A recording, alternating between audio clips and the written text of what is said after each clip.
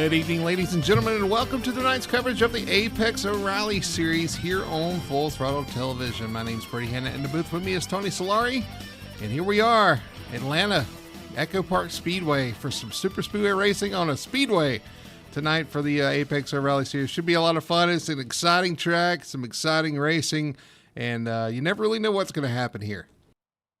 Yeah, well, I've been saying it for weeks, the white knuckle ride around here, and that hasn't been an echo, me repeating it over and over and over again. You guys are going to see exactly why we call it, why I call it a white knuckle ride around this track. It's small, it's fast, it's like a super speedway, but it's not super big. And yeah, it's going to be a crazy ride. Yeah, we're going to see how these guys are able to handle it tonight. It's going to be it's tough in the driver's seat when you're out here. Yeah, it actually is. It's a lot of fun till it goes wrong, but hopefully we can That's keep right. things together here tonight. Let's look at our track description here for Echo Park, Atlanta Motor Speedway. It's a 1.5 mile layout. You look at it from the top, you're like, oh, it's a 1.5 miles. You know, it's your typical 1.5 miles. Wrong. They've done so much to the banking. They limited. They went from 4 grooves to 3 grooves right in the corners to increase the banking. The front stretch is 5 or 6 lanes wide. I don't know, 8 lanes if you count the apron. But then it funnels down into a 3-lane corner. But you can't even use all the lanes, Tony. If you do, you're going to end up in the wall, or something's going to happen eventually. It's just such a narrow corner. But with the restricted engines here, it's super speedway racing like you would expect. Yeah, the tri-oval is so tight, and some leagues, I know like FTSR, where we run, they do not allow you to go below into the apron. So I assume that's going to be the same way around here, which makes it super tight. And yeah, you look like there might be a little bit of room for 3 wide action, but no, there really isn't. It's super tight, and again, you're just hanging on for dear life, hoping that you're going to be able to see something in front of you, maybe get the car slowed down enough to maybe avoid a wreck. Things happen really fast here, and yeah, I don't know. I really didn't like it when I first got here. Tried it out for the first time, and I still really don't like it. It's so nerve wracking. Well, you say they're not going to go 3 wide. I guarantee you will see 3 wide tonight, though. You Oh yeah. can do it, but it's like I said the other night. It's a ticking time bomb. If you're 3 wide like that, eventually something's going to go wrong. But that's really the only way you make passes around here. Is you got to go where they're not. And if they're 2 wide in front of you, you make a 3rd lane and try it and hope it works. Really, at that point, Yeah. we got clear track here tonight, clear skies, and the sun is setting. We'll be racing into the night. You see your weather there on the screen, and so we're going to be racing into the sunset here, Tony. Yeah, no, it's and yeah, we have nice clear skies opposed to what the real guys are looking at right now, which is probably why we have maybe a little bit low numbers tonight. But that might not be a bad thing. And two, with your 3 wide comment, yeah, we get a guy that goes a lap down, or a couple cars that maybe might lose draft and go a lap down here. Yeah, they're going to end up having to get around them at some point as well. So, do I dare say we might even see a 4 wide incident maybe? You could. Let's look at the schedule, though. Tonight we are at Echo Park. Then we head to Texas, Watkins Glen, and we head down to Dover and then Charlotte. So we got a couple of fun tracks coming up as well. A lot of mix. This schedule's got so many twists and turns in it. The next several races are just different races. You 1.5 miles, a road course. You got Dover, which is an intermediate and a unique one of its own. Then we go to a 1.5 miles, which is Charlotte Motor Speedway, then also the Nashville. Just a lot of fun tracks coming up. Yep. Yeah, absolutely. Yeah, a lot of good and a lot of staples though too. I mean, the 1.5 miles with Texas, Charlotte, Nashville are going to be kind of in the realm of not what we're going to see tonight, but yeah, it's going to be a little bit more calm as far as it goes. But Dover, I don't know. I always struggle at Dover, but I am looking forward to another road course at the Glen. So yeah, it's going to be a lot of fun for the next few weeks here. Yeah, these guys are finishing up their qualifying here at Echo Park Speedway. A couple of guys still left on track. But yeah, we are going to be racing in the sunset, Tony. It's going to cool the track down. You're going to have a little more grip, a little more. I think you're going to see some guys with maybe a little more. What is the word I'm looking for? I can't help you. I'm thinking of a word that you might be thinking. They're a little more ambitious, maybe a little more trust in their cars than maybe what you would see during a day race. Yeah, that's very possible. You just got to keep your peepers out in front of you, and just make sure and really kind of avoid your swiping left and right, and just try to Try to keep things straight. That's really the key to this race. Survival. It's going to be survival for sure. You're going to have 18 cars out there with you, so you're going to try to survive to the end to make a chance, have a chance to win this one tonight. So looks like qualifying is over with. We're going to kick it over to our starting lineup for tonight's Atlanta 175.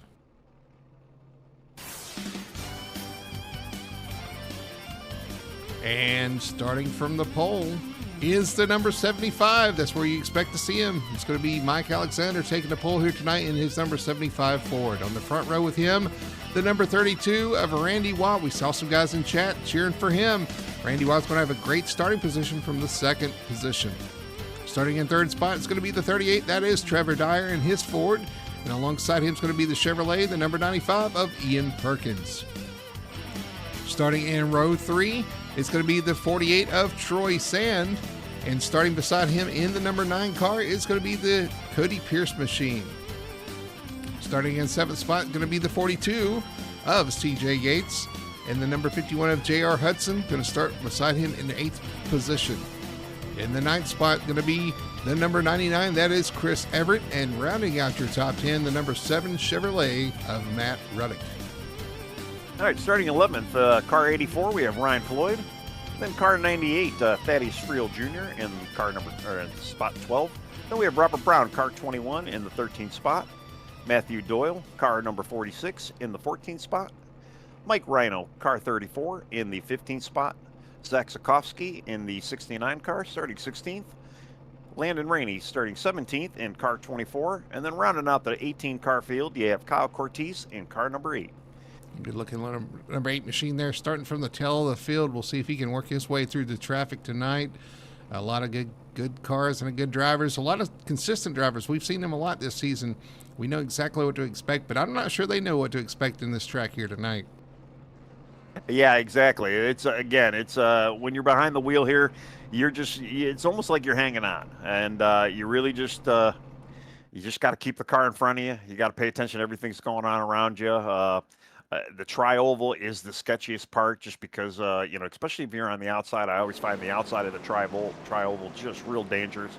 The wall sneaks up on you really, really quick, and you just got to kind of pay attention what's going on in front of you and just survive, just hang out there. And some of these guys starting from the back, that might not be the bad strategy right now, especially early on.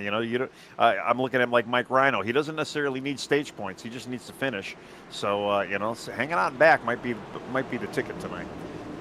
Yeah, for sure. These guys are going to be chasing that track, going to be chasing some grip. I think once the tires start wearing out, they're going to have to start kind of searching around, maybe slipping and sliding a little bit. Handling will come into play at some point in this race when you get some age on those tires. Yeah, for sure. Yeah, they're going to definitely have to manage the tires. And, neither one of us have driven this O'Reilly car in a while. So, we're not really even sure what it does normally. But, out here, it's going to be a whole different ball game. And I'm looking forward to seeing what these guys are going to be able to do tonight. Hopefully we can get everybody finishing, too. Absolutely. Well, they're going to do their one lap of pacing here, but the pace car is going to peel off. Mike Alexander, Randy Watt, your front row, a Ford and a Chevy on the front row as the pace car dips off. Getting ready for the green flag here on the front stretch. They enter the restart zone. Mike Alexander leading them down. Green flag flies, and we're racing here at Atlanta. I'm just curious to see, too, if they're going to allow any of that apron being used. I mean, that definitely would help if they would open up the apron a little bit. Contact already back there in the back of the pack with a couple of cars, one going to the rear, Matthew Doyle. That's definitely something you don't want to lose draft here. I mean, it does kind of run like a regular super speedway, where the drafting is big and huge. But man, you see a lot of guys scattering in the corner there. Somebody's up against the wall, just scraping the wall. It may have been J.R. Hudson. Quite a gaggle back here, but up front, Mike Alexander going to lead lap 1. They are single file first and second. Alexander and Trevor Dyer. Everybody fighting for that bottom early on, Tony. You saw that down the back, so everybody trying to follow. Troy Sand just got loose out of 2. I believe he hit the inside wall. He's going to come down pit road, I believe. Man, he sideslept that car, that wall meatball hard. Flag. Yes. Yeah. He's going to have to come in for some repairs. Yeah, he hit pretty hard. I was going to assume he. Oh, we got a yellow. caution. No indication of what it was. Oh, Cody Pierce up against the wall in the front stretch. Now let's see what happened to Cody there. Well, let's go back and look at our replay here. Yeah, it was the danger zone, kind of one of the danger zones. Oh, contact from behind. Got him sideways out of shape. The 24 got a piece of it too, I believe. Yeah, he did. He got a little clip there. Who's that behind Cody Pierce? That was the 84 of Ryan Floyd.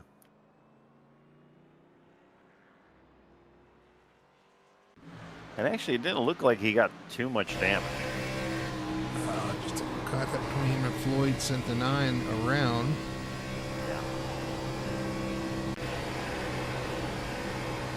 Board the 9, Cody Pierce, little contact there, gets him turned the wrong way there. Sliding down the front stretch. Like you said, the 24 just barely got a piece. So we're out on board with the 24 here and see what he saw.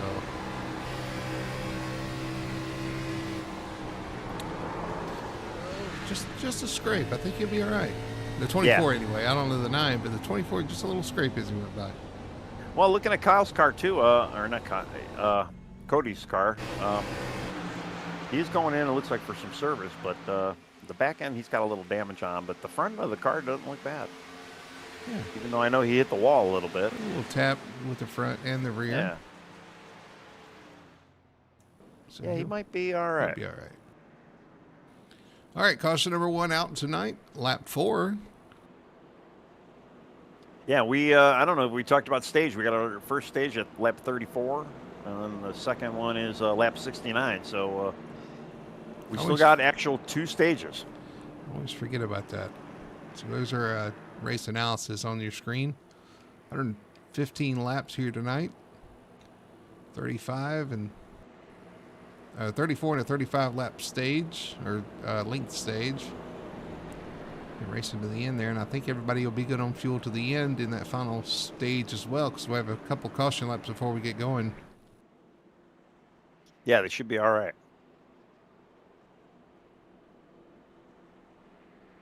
Unless you're out leading. That would be the only thing I'd be worried about, or if you're running that, if you're leading, running that top sign with, which we saw last week. Well, I was going to say, we did say they were fine last week, and we had somebody run out of fuel, so you never really know. You got to be a fuel miser out there and kind of manage it. And yeah, that's the one thing. I mean, especially at a place like a Talladega and a Daytona, I usually don't like leading if I know that the fuel strategy, is going to be kind of an issue, or even just to save a little time on a green flag pit stop. If you save a little bit more fuel, usually you don't take tires at a Daytona or a Talladega, especially under green.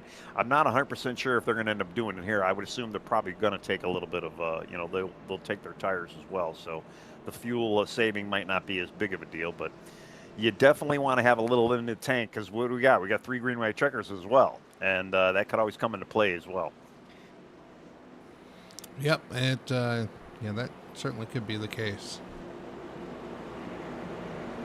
We're going to get a restart. Yeah, they're double filed. Randy Wallace back to 4th position after starting on the front row, lost 2 spots. Trevor Dyer's been promoted to the front row on this restart. We'll see if he hangs out there, or if everybody tries to fight back to the inside like we've seen all night. Yeah, CJ Gates right now sitting 3rd. He might be our biggest mover as of yet. 4 spots up here.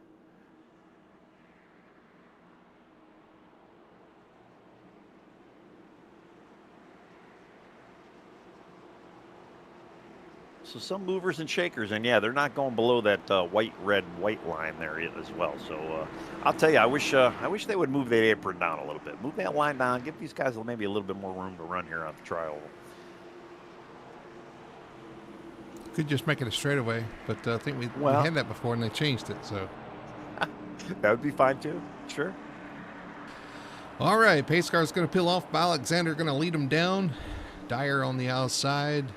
So come across into the restart zone. Wait for the green. There it is, and a good fire from Mike Alexander. He's going to wrap that bottom. Well, he's in that spot, where you just got to go out there and just click the laps. If he's got nobody to his outside too, he's got plenty of space around him. He's really in the safest spot. I talked about earlier, the back might be the safer place, but so far it might not be. But yeah, Alexander's leading right now. That's probably the safest place. Gates and Dyer were side by side. Gates going to. We got one on the apron there. That's Matt Ruddick. There's Ruddick beside there. Randy Waugh hangs onto it. Oh, we got a yellow. caution. Detroit. Zach Zukowski, Troy Sand. Zukowski sitting sideways on the exit of 4. And he's going to tow. Big damage to him. Let's go back and look at it here. Oh, actually, yeah. Troy actually didn't get involved at all. He went for a ride in the grass to avoid it. Oh, big hit between the 24 hooks the Zukowski into the wall there, coming off the corner. Wow. I heard they actually have a fast repair. Oh, for super speedways. You may be correct. I forgot about that rule for super speedways. I think they do have a fast repair. Yeah, I think I kind of got an ear to the back channel here, and I thought I heard, someone saying there is a little bit of a fast repair, which explains why Troy Sand is already back out on the track. Fortunately, he's 3 laps down, but he should be getting the lucky dog this time around here. Well, maybe not, because he did hit the grass, so it may not have worked.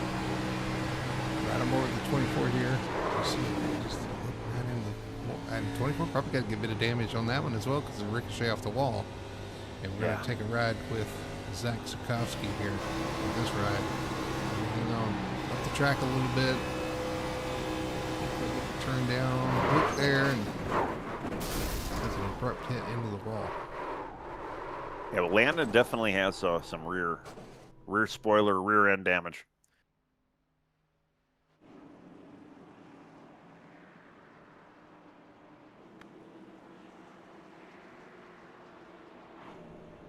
Actually, it looks like Zach is on pit road, but it doesn't look like he's using his fast repair right now.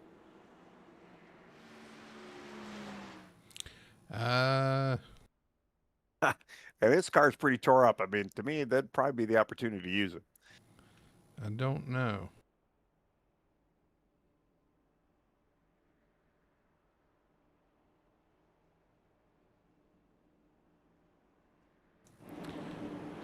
But I can tell you that the 48 of Troy Sand is the lucky dog. He's going to get his lap back here on lap 9, or one of the 2 laps back. Okay, good. He did get it. I assumed that, him going down into the grass maybe have prevented him from getting it, but that's good. He was able to at least get one of them laps back. He unfortunately started 5th. We saw that wall slap. He looks to be all fixed up again, so, yeah, he just needs the laps now. He needs to get back on the lead lap to be competitive again.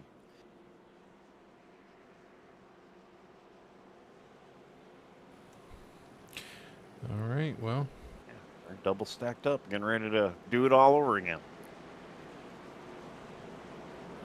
It's going to be Mike Alexander on the front row, leading with Trevor Dyer in second. CJ Gates, him and Dyer had a little discussion about second there before he slid back into third. So he's going to have a chance here once again to follow this leader and try to make that work again. Ian Perkins up there in 4th position. Randy Waugh, your outside pole sitter there in 5th.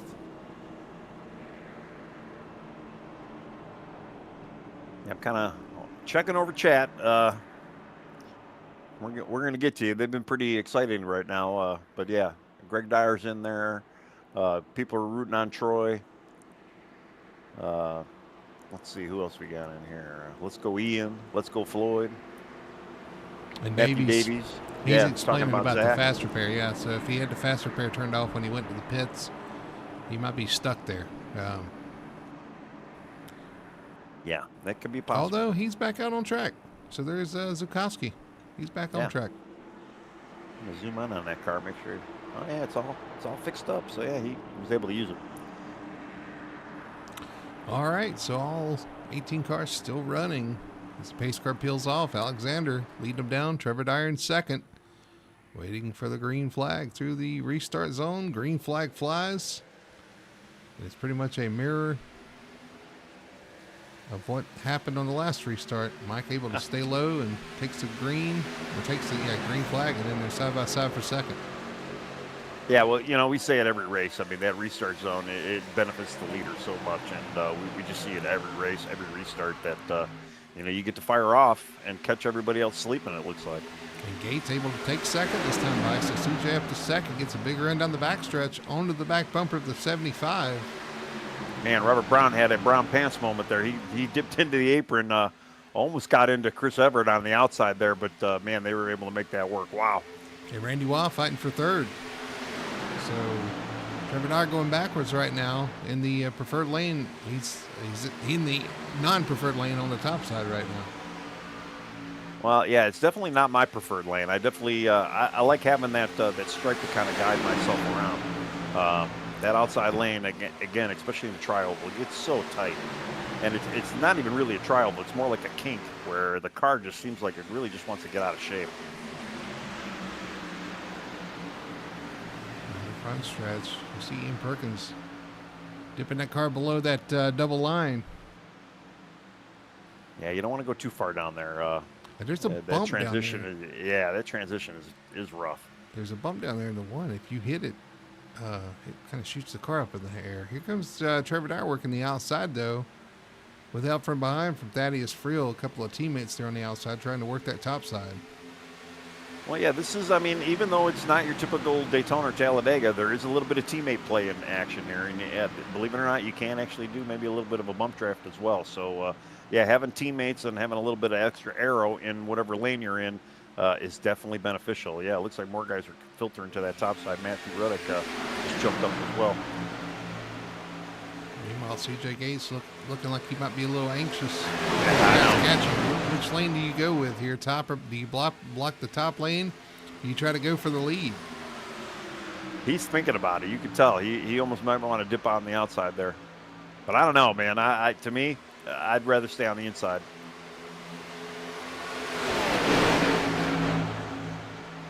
Side by side for third. First and second, single file. He's got that run. Thaddeus Friel giving a bump to the back of the... Ooh, Trevor. Handle the entry there. Yeah, he might be working off Trevor's bumper a little bit too much there. I don't know. The two of them are looking a little loose. Got to be careful with your pushes, especially here. It's not like the other plate tracks where you get a nice one, kind of build up that run there. This is things come at you way too fast here. Well, they're moving around a lot down the straightaway. What NASCAR did to this place is unique. It's just, man, when you're behind the wheel, it's not really a fun place to be. Trevor Dyer way up the track off of turn 4 there.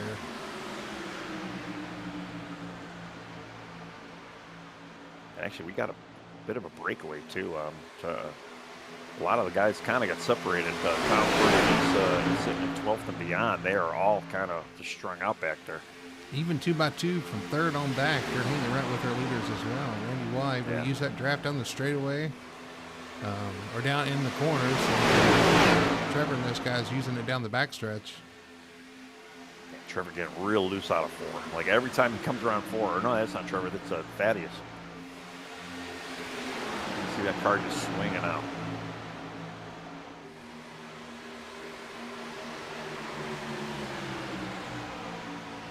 Robert Brown, looks like the handling's kind of gone away from his car as well. I think it's that top line more than anything. I don't know. It looks like there's just a lack of grip up there. And it's like you got to put so much more wheel into it, too, and the way the banking just, I think it just works against you. Yeah, really, our leaders right now, both Alexander and CJ Gates, they were both kind of pulling away now.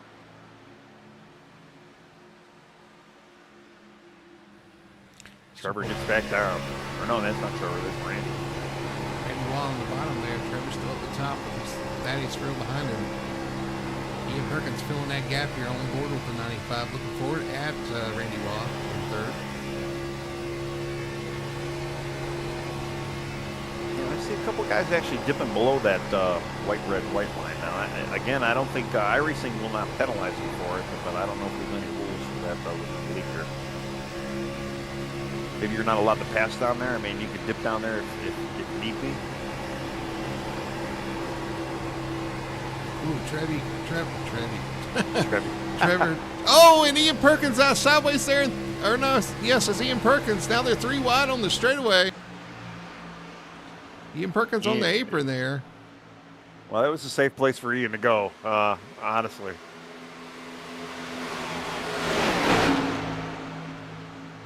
So clearly, it shows you the handling is starting to go away. Yeah, I mean, you can just see too. I mean, how these cars are so edgy. Just coming out of 4 and through the trial, it's insane.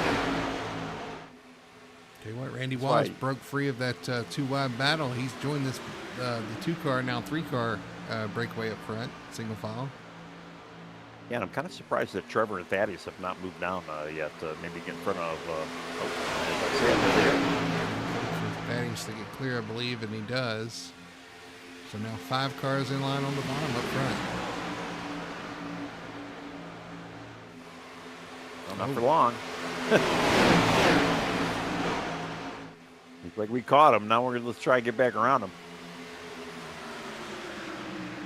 Man, these things, you can just see how much they are moving around on track. I mean, they are just, when I've been saying white knuckle for the last 3-4 weeks now, I hope everybody in the viewing audience realizes exactly what I've been talking about. You are death gripping this wheel, just hanging on for dear life. You're right on top of everybody, and then your car's moving around. It's not handling well. It's getting loose. You got somebody right on your back, and you know the littlest mistake can cause a big wreck. Yeah, that's white knuckle. Yeah. And actually, since Trevor and Thaddeus went to the outside, they kind of brought Randy Waugh back down to him. So yeah, we got Alexander CJ kind of. And the 2 of them are just hanging on to each other, and not teammates or anything, but they are working together. And they're content running 1 and 2. I'm assuming Mike's content running first right now. He's probably like, yeah, CJ, you can hang out back there, and CJ's like, that's fine, I'll take second. Yeah, they're content running 1 and 2. What they're content running nose to tail right now. But here comes Trevor Dyer with a big run. Now CJ's going to have to make some decisions here. We're getting close to that 34 lap mark. Stage break, 25 laps in the books. Yeah, less than 10 to go here. Stage points on the line. Well, I think CJ thought about blocking there, but pulls back down. Trevor Dyer on the outside with Thaddeus.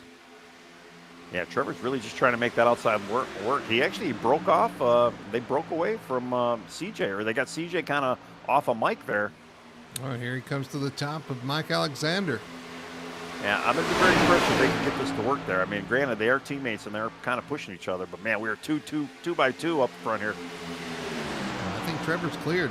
Big run down the back. We got Robert Brown. Into Randy Waugh. Randy Waugh gathers it up. It's going to have some big damage on the right side of that car. Actually, Thaddeus clears him as well, so we have a new front 2 here. Trevor Dyer, Thaddeus Friel, and CJ Gates trying to use that top against Mike Alexander. Yeah, Mike has not experienced dirty air yet as well. So, man, look at the teammates, Radiator Springs. They have pulled away. This track does remind me of something out of Cars. The Cars movies. Well, yeah, everybody seems like they're turning right more than they're turning left.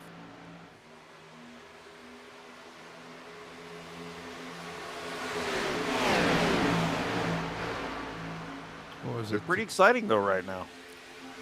I think Jesse Love said something about the monster truck fans love this track. Yeah. Pretty clean. I mean, obviously we had a couple issues early on, but we've been pretty clean since. Here comes CJ Gates now. Yeah. Here comes CJ Gates to the outside. Thaddeus Friel.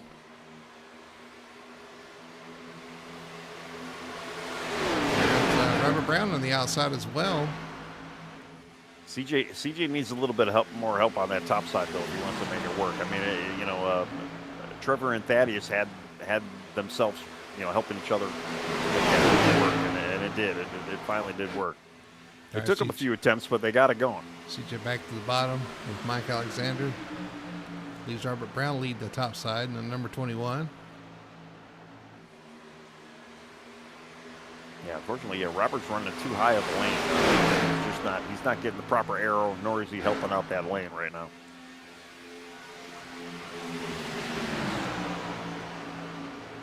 CJ needs to wait to maybe Mike Alexander wants to kind of go around.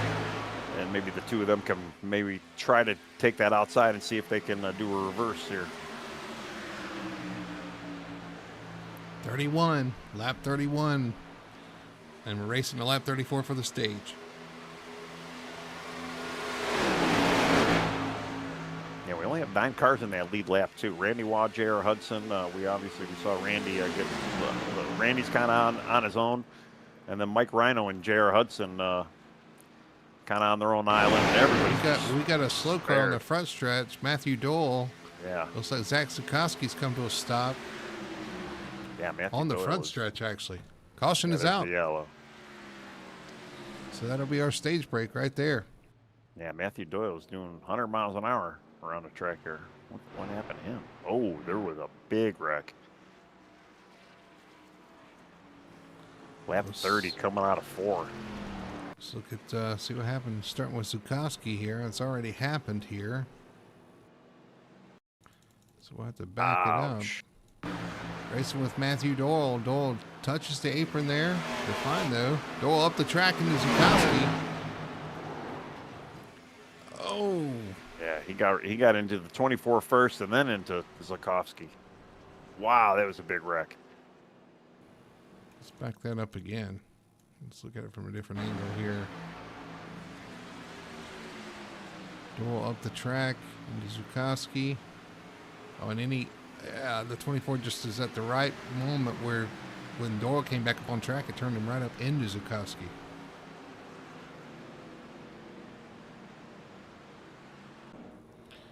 Man. Well, we got a couple cars on pit road. And we got several cars who are not. There's a little discussion right now. It's going to be, they're debating if it's going to be the stage or not. And from what I've been hearing, it's not going to be the stage. So some guys may be trying to flip it, and they may actually extend the stage to a couple laps later here. I'm waiting to hear a little bit more confirmation. So they're moving the stage lap? Yeah, I'm waiting to hear. Okay. All right. We'll relay that when we get that information as well. Because 34 was the stage. You're on 33, so I don't think we're getting it restarted here unless they do move the stage. And I could say safely that that's not going to be considered the stage. Which is why some of your leaders did not pit. Right.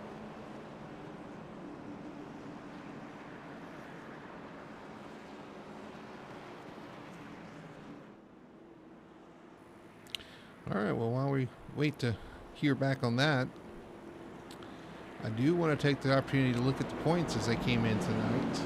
We forgot to recap that on the pre-race. Mike Alexander comes in with a really nice lead over Mike Rhino in second. Those two have kind of been on a different tier as far as wins from everybody else. CJ Gates right there in third, Trevor Dyer in fourth, and Thaddeus Frill in fifth. And but those two, the Mike and Mike show up front. It's been pretty impressive every week. Well, yeah. I mean, they've been definitely class of the field, and yeah, I don't know what else the rest of the field has to do to even try to catch them. But I mean, even Mike Rhino has got a big, sizable hill to climb just to even catch his teammate there. And I mean, even if you look at CJ Gates, and Trevor Dyer, both. I mean, they're kind of close, but they're still nowhere even, catching either of the Mikes right now. He is. But I'll tell you what, looking on track, you got Trevor and Thaddeus and CJ Gates all in front of Mike right now. So this is one of those tracks that kind of evens the playing field when it comes down to setups or speed or whatever. It's, this kind of evens things out. Use that draft muscle. You can really make something happen here. Well, and yeah, with the length of the season, then for sure they can actually, they can definitely start building up some points. But man, it's it's still going to be a big hill to climb. And Mike Alexander and both Mike Rhino, they need some bad luck for these guys to really make a dent into that top spot. But the way they run, I mean, it's tough to say. I mean, they're pretty much a fierce every time we come to any of these tracks. They really are, and they're ones we're going to watch. So what we're watching now, though, is how this is going to play out for stage 1. Yeah, I'm trying to see.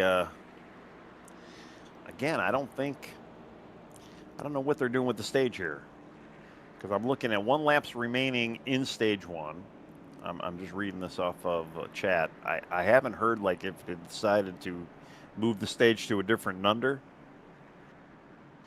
Some guys are asking though, they want to know if they can extend it even further. So some of the guys that didn't pit to pit. I don't know.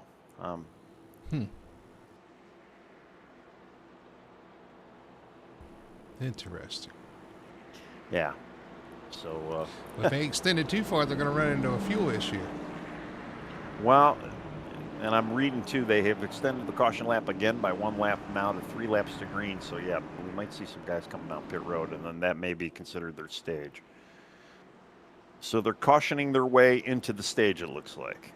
Okay, yeah, we got leaders coming down. So they extended the caution to get to the stage, and then now they're going to... Yeah, that's what it looks like. Now they're going to pit. All right. Although, they're going to clear all these black flags, I believe, because you get the first time by the pit, and I don't think you can control open and close pit under caution. So this is going to be tough. I feel bad for James out there, or race control, because he's going to have some work to do after this one. Well, he's also making these on-the-fly decisions too about the stages as well. So yeah, hats off to you, James. You're doing a great job.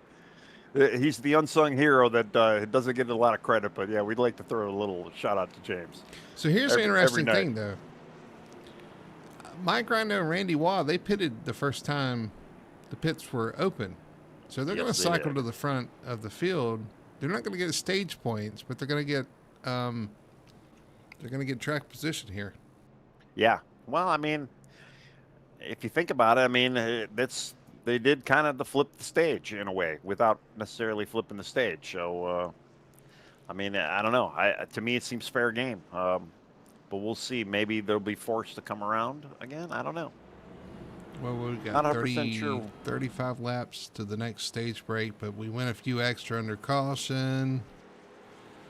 I would say my gut feeling is they'll be okay on fuel, but yeah, who knows? Yeah, they should be fine with fuel because you said there was 45 laps on average for fuel. So yeah, they should have more than enough in the bank for fuel. I wouldn't want to be flipping the stage for the last stage. Well, I'll tell you that much. What I can tell you is on this caution, Troy Sam was able to get another one of his laps back, so he's now 1 lap down. He did, yeah. And him and Matt Doyle right now are the only 2 that are 1 lap down. And Zach Sikowski, unfortunately, within that wreck, and he got really beat up that last wreck. He, obviously he used up that fast repair too, so he's going to be in the pits for a while. He's showing 5 laps down right now. Yeah.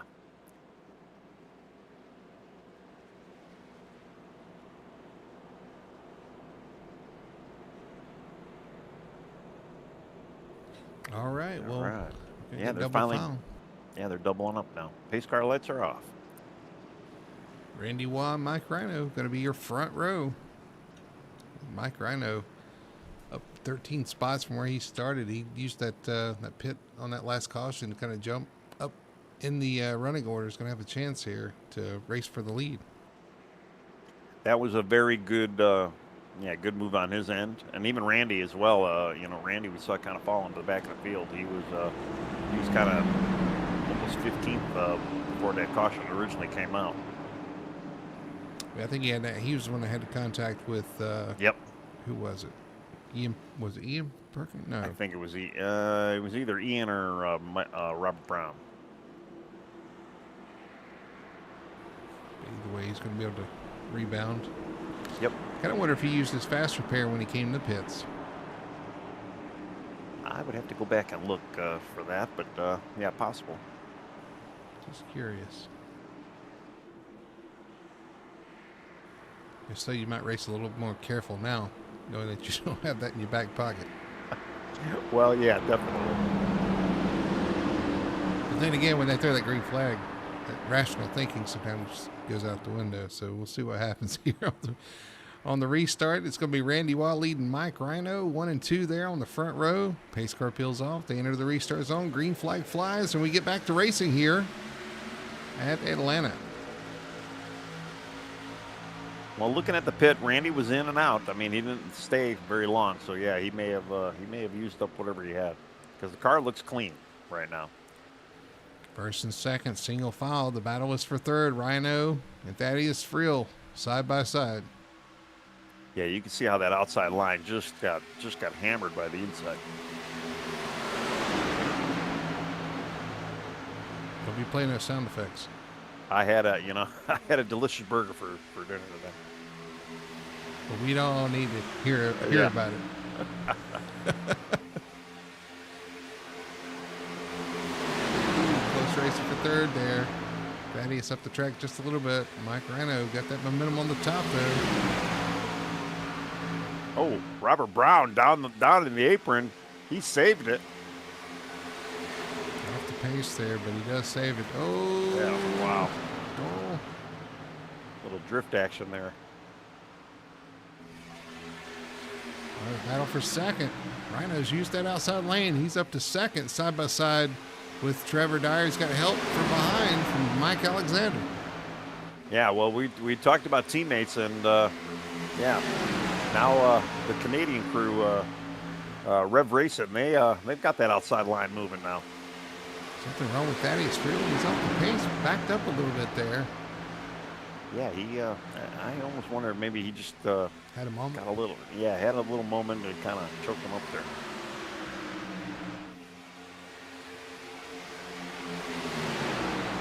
Mike Trevor's Rhino like, where'd you go? to the lead. On the outside, the 34 takes the lead with the help from his teammate, the 75 of Mike Alexander. Yeah, they got Ian Perkins there too, but you're looking at Ian. Ian's kind of side by side with his teammate now in senior motorsport. So we got a bunch of teammates up here right now. The top 6 are actually 2-2-2. Well, I should say that, but Matt Ruddick kind of ruined that party a little bit. They were for a split second. Boy, was that close against the wall? I think it was really close against the wall into turn 1. Couple of teammates out front. Here comes Ian Perkins with steam on the outside. Takes over third. In front of his teammate now, so yeah. So he just needs a little bit of push from Randy here. All right. Maybe they can get back up there. Getting in position. Seven cars out there by himself. Is that what I'm hearing? Yeah, he's the only one up there. Critter Crew, yeah, so he's a lone guy right now. I'm sure he's got some friends out there who probably work with him. Boy, You know, we could- oftentimes, we talk about team racing, but yeah, you might find friends in the darndest ways. Trevor Dyer all out of shape going into turn 3 there. On the bottom touches the apron. And they have gone backwards. Yeah. Well, they need to get linked back up again. Yeah, Thaddeus is definitely, he's just having a hard time trying to close in on his teammate there to kind of work back together again. So they're on the Oh, man. outside. with Yeah, that CJ outside Gates. line is very strong right now.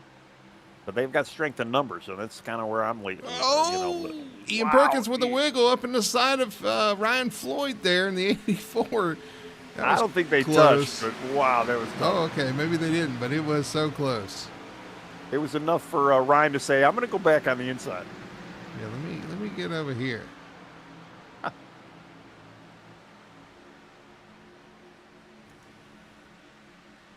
I'm not sure who Ryan is teammates with. He is unaffiliated in my little cheat sheet. Yeah. But running a low scheme and thinking where CJ Gates is with the legacy, they might be friendly affiliates. They certainly were in season 1.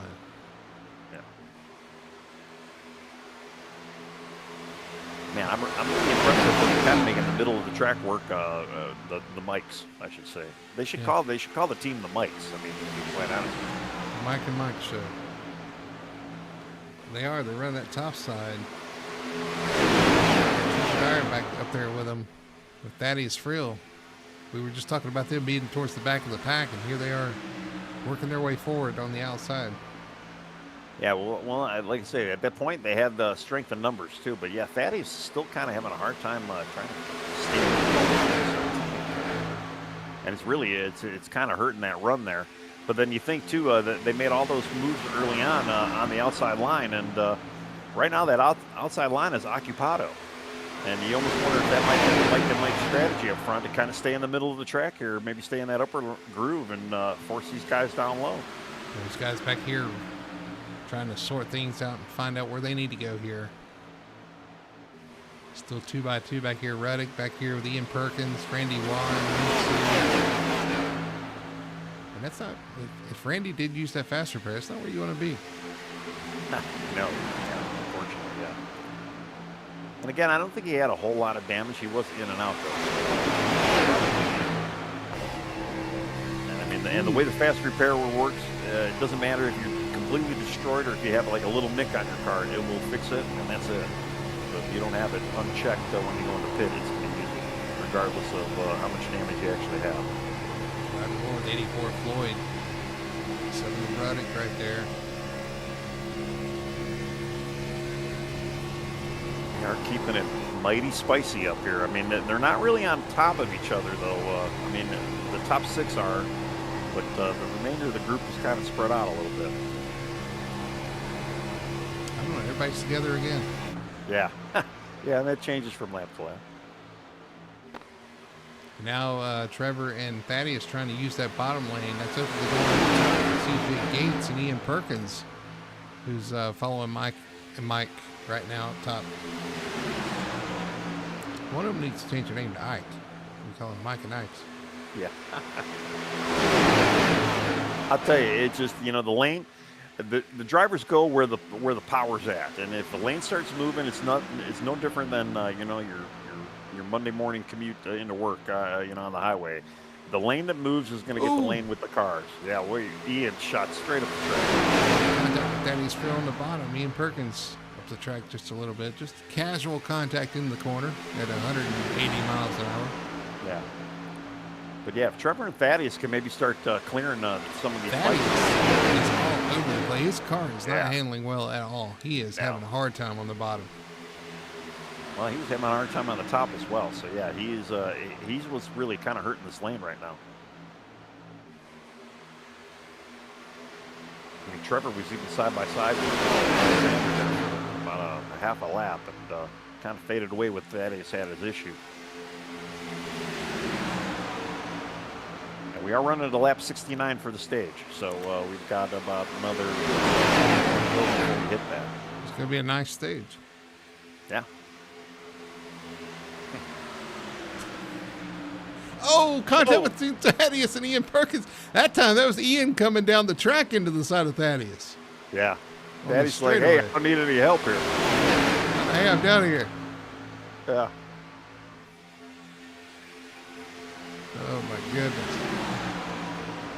Just kind of here comes CJ Gates looking to the inside. Yeah. For a second. Got to run. Move down.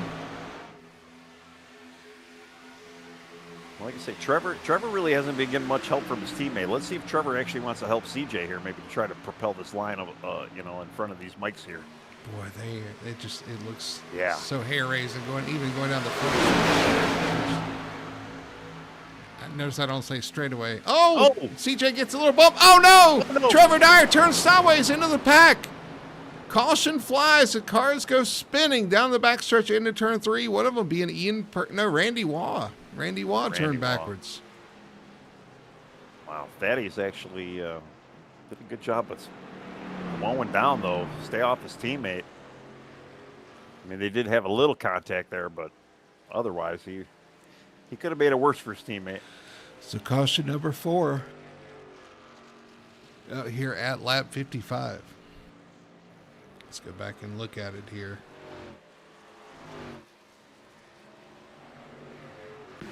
He starts coming off turn 2, though. There's a bump to CJ Gates, gets him out of shape. Trevor checks up, and unfortunately, Thaddeus Friel didn't have time to react to that. And he turns Trevor up into the side of Randy Waugh, who goes spinning after contact from behind there, too. Yeah. I'm trying to see here, too. Yeah. Trevor saying he's using his fast repair. He did get clipped in that front right there. Bottom over the 32 of Randy Waugh. As you see it all happen down there on the bottom. There's Trevor Dyer, unfortunately. Got some left front damage. Randy certainly has some left front damage. Run him over Thaddeus Friel back here behind him. Just doesn't have time to check it. Gives him the right rear quarter pedal and sends him up the track and spinning. Yeah. Fortunately, yeah, Randy's got front nose damage, rear end damage. And I know, yeah, I'm pretty sure he used that fast repair.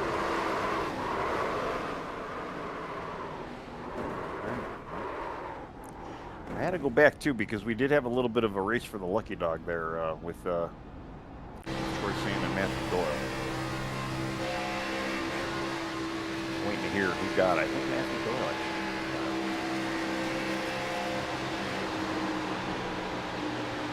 I'm waiting to see it officially. Yeah. Troy Sand coming off pit road. Matthew Doyle is your lucky dog. Yep. All right. So Troy is the next car a lap down, and yeah, Zach Sikowski is the only guy really out of the race right now. Still on pit road, probably trying to get that thing fixed up here. So in another 13 laps, if we go green here, Troy will get his lap back, and we'll have everybody running on the lead lap. Yes.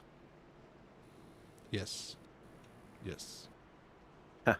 Greg asked, Greg Dyer, Trevor's father, says, what happened? You might have to rewind a little bit. That was a little exciting if you missed it. Yeah, there was Trevor gave a bump to CJ and then checked up because it got CJ out of shape. So he checked up trying to give CJ room to come back up on track.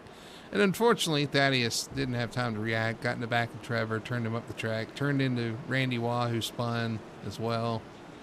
It was a little bit of a mess, but just one wrong bump and it gets everybody checked up.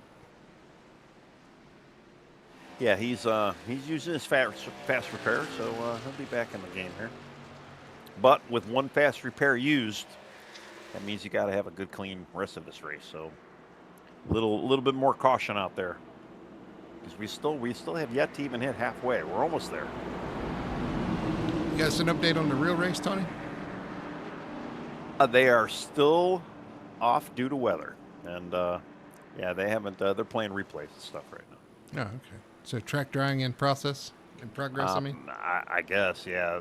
They're showing old races that I haven't watched either. So, yeah, I'm not exactly sure what's going on exactly on track.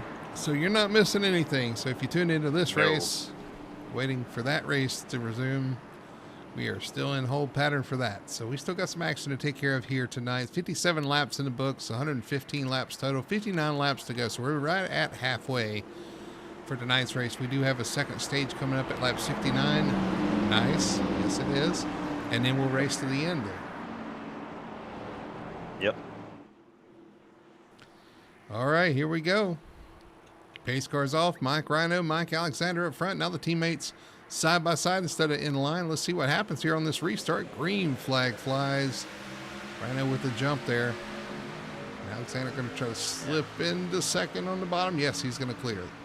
But they're going to stay top side. Yeah, I was going to say, I mean, CJ had an opportunity to maybe kind of break the two of them up, but yeah, Rhino went to the top side and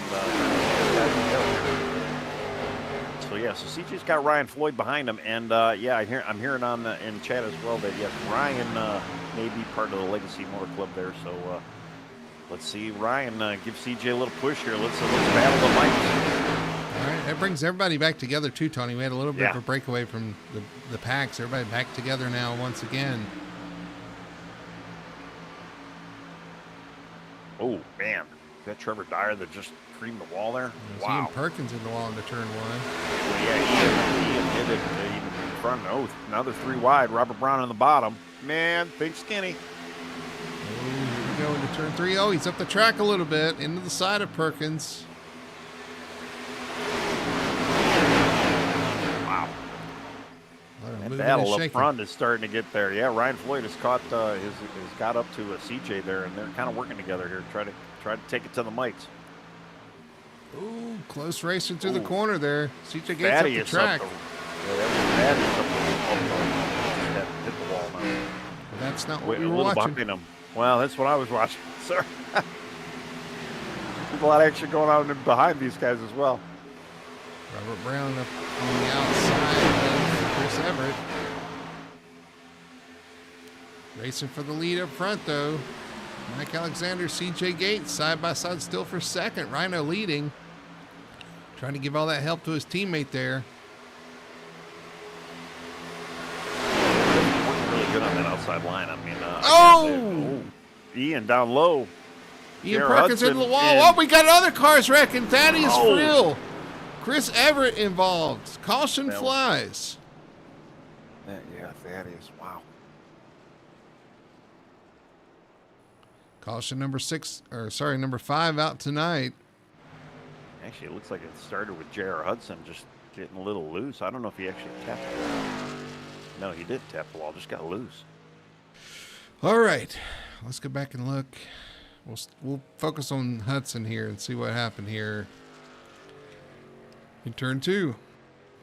Or will we? Maybe we won't. Yeah, it was right out of 2, yeah.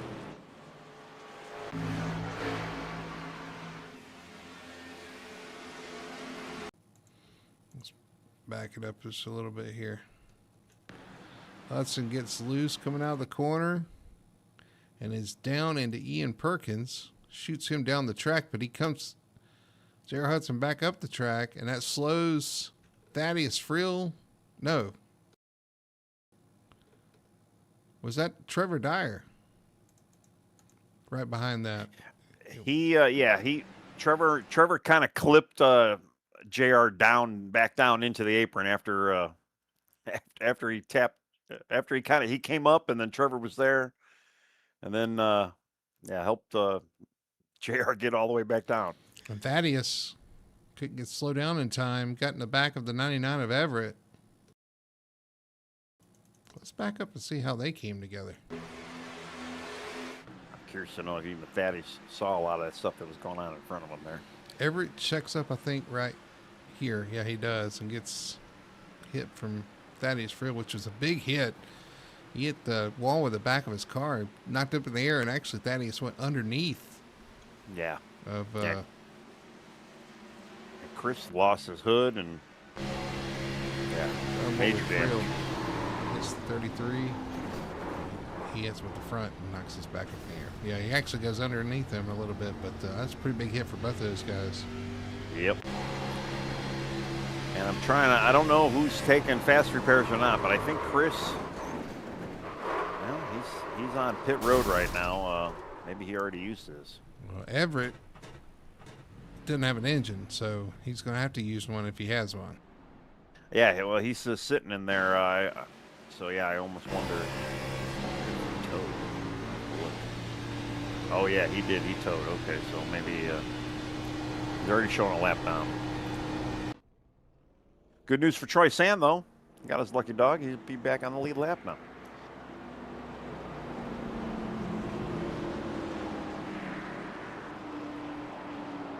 I'm kind of going through the field. I'm looking at Landon Rainey, man. He's been in every single pit stop, just still trying to get some of that damage fixed. I don't know if he's used his fast repair yet, but he's taking every opportunity to just slowly work on the car, maybe use that fast repair if he really needs it. There's a couple cars coming off late. Trevor Dyer in there trying to get all his damage fixed as well. Yeah. Yeah, because he Kyle- obviously has already used his. And Kyle Cortez. Randy Roy, I know, has already used his. Well, Survival. We said it at the beginning. Say it every week. It ain't no different here.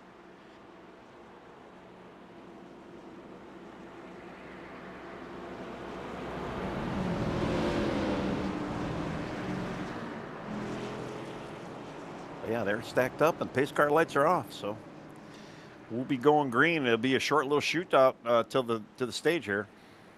Yeah, what, five lap Yeah. shootout? Something like that? Oh, here comes still. Keep it clean. 5 laps to determine the stage points for stage number 2. Everybody in it. We got teammates lined up, inside, outside.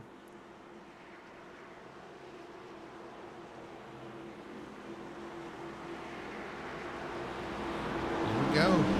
So Mike Rhino on the bottom, CJ Gates up top. Alexander, his teammate, on the bottom with him. So I expect the bottom line to have a pretty good push here. Ryan Floyd in 4th and Robert Brown, your top 5. Green flag is out once again. Here comes Mike Rhino up through the gears. Pretty good separation between the teammates on the bottom, but here he comes. Yeah, I kind of feel like they're gonna eventually clear CJ here, maybe kind of get back into that mid upper lane there. CJ is not letting them have it. He's like, "Where are you, Ryan? Get to my bumper here. Let's give these guys a little show." Trying to hold them tight, delay the inevitable with those two getting hooked up, and here he comes, Ryan Floyd, to the back bumper of the 42. And I'm watching Ryan too. That car is wiggling. He's having a hard time trying to just keep that power down. And here comes CJ Gates for the lead to the outside. Yeah, he's definitely trying to make that run. If Ryan could get to his bumper, maybe even give him a little tap, or at least just kind of share that air. They got a chance up there. Got to get that big run off the top, pin him on the bottom. That's what you want to do. Run to the top. CJ Gates with another good run down the straightaway. Say if they can get hooked up, man. Robert Brown goes way up the track, almost loses it. Up the track, down the track. They're 3 wide back there. CJ trying to get that momentum and get that run on the top. Yeah, I kind of feel like right behind him, he looks like he's just having handling issues right now. Well, they got Corey Clark now, Cody Pierce, rather. Cody Pierce, yeah. Where's Cody going to go? Yeah. I thought he was going to try and help those guys.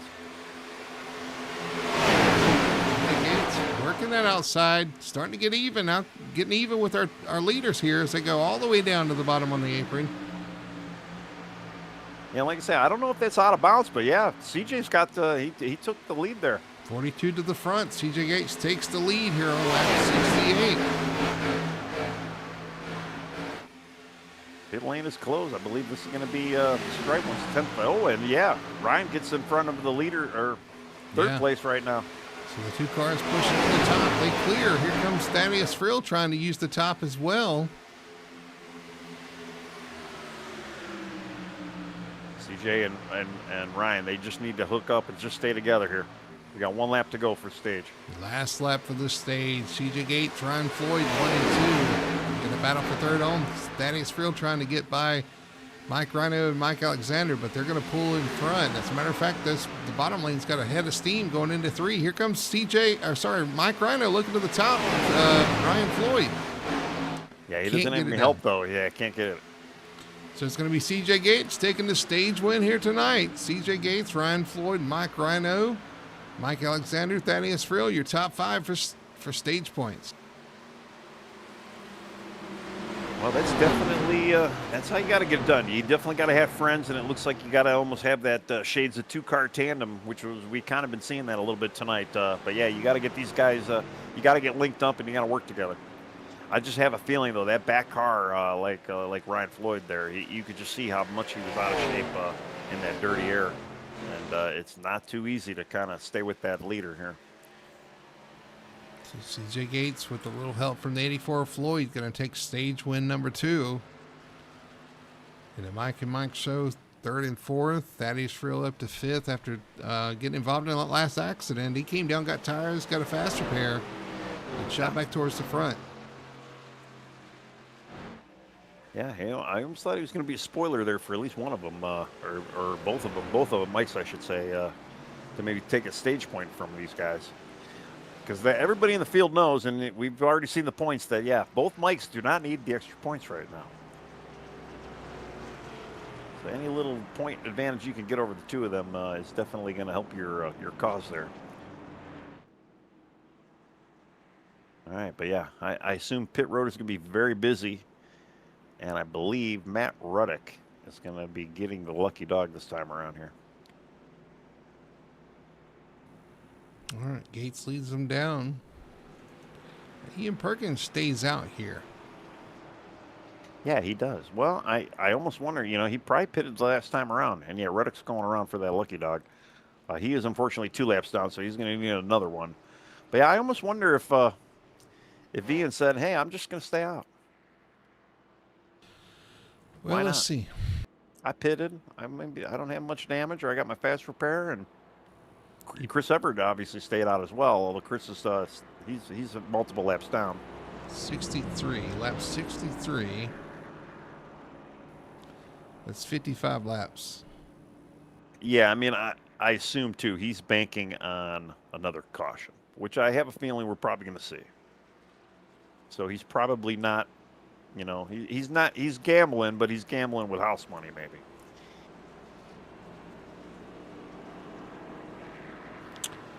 All right, we're going to have about 42 laps when they take the green flag here. I mean, the only thing that's, if Chris Everett and J.R. Hudson actually was maybe hoping to get the wave around there, Ian staying out kind of prevented them from getting that. We'll see. I don't know if the two of them are going to pit still or not. They probably should just pit anyway. But no, they're staying out.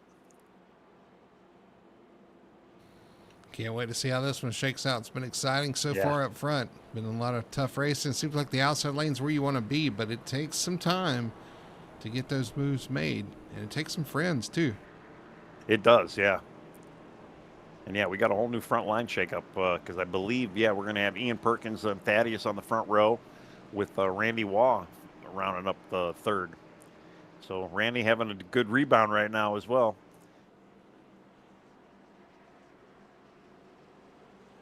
Yeah, Jared and Chris Everett there falling to the back of the pack here. I bet you they were hoping for that wave around. Unfortunately, Ian staying out kind of prevented that from happening. Pace car lights are off. Yeah, get ready for a restart here. Yeah, if they can get lined up, we should be going green. I haven't seen anything yet. They're going to extend the caution. Although some guys are still getting damage fixed and still circling around here. I tell you, this is one of those races, and I say it every time we go to a super speedway. If you can see the leader, you can be the leader. This is, especially on the last lap, as crazy as some of these finishes get. If you are in contention, you can win this. So as long as you're on the same straightaway as the leader, you got a chance at this one. Yeah, and it's true. Yeah, if you're at that last corner, last lap, you have a chance at it. Let's see how this one ends up. We're going to get 42 laps to go at the line as the pace car peels off. They're going to enter the restart zones. Ian Perkins leading the way. Thaddeus Friel. Ian is going to have to make another pit stop. We'll see when that happens. Green flag is out. Ian with a great start. Thaddeus Friel side by side with Randy Waugh for second. Yeah, I'm going to have to add another little asterisk to that too. You got to make sure you got enough fuel. That's going to be a big. Yeah. It's going to be a big one. Well, if we go green, it will be. Well, yeah. If we have a green-white checker too, I mean, they could be a little dangerous. But right now, he's got the track position. Everybody's shuffling, falling in line here. Yeah, well, Randy and they're motorsport, so they're going to work together for sure. Oh, wow, Randy gets really loose in that trial. Oh, big wreck. Wow. CJ Gates involved. Several cars involved in this one. Oh, and they're still piling in. Big accident here in turn one. That was the big one. Oh, you got turned into the inside or the outside wall through the tri-oval. We talked about how tricky this track is and all the places it's tricky in. That tri-oval is one of them, and man, that was a big hit for a lot of drivers here. Yeah, you can just see how much Randy just got just in that kink of that tri-oval. The first kink in the tri-oval, just car pendulum swung, and wow, that's a major carnage.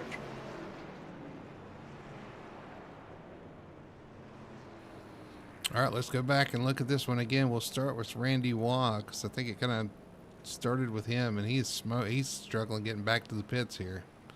And you talked about him using his fast repair already. Yeah. I think the only two that didn't get involved are Ian Perkins in the 75. Well, look at our leader. Our leader is Landon Rainey in the 24. Really? That's what it's showing right now. Oh, no. I think that's a mistake.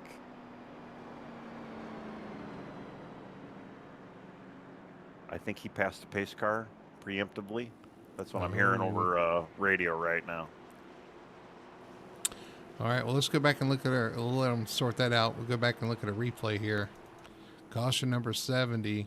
Sorry, caution number 7. Yeah. Randy Waugh. Loose through the tri-oval, and unfortunately, CJ Gates catches him right there in the quarter panel. Turns him right, and then it's just on from that. And that is a huge wreck with a lot of cars involved. Yeah, I'm going through the field right now, and pretty much everybody was involved. Kyle Cortez was not involved. I'm kind of looking through some of the other cars that were involved. I mean, Mike Rhino got sandwiched into the wall there. It's huge.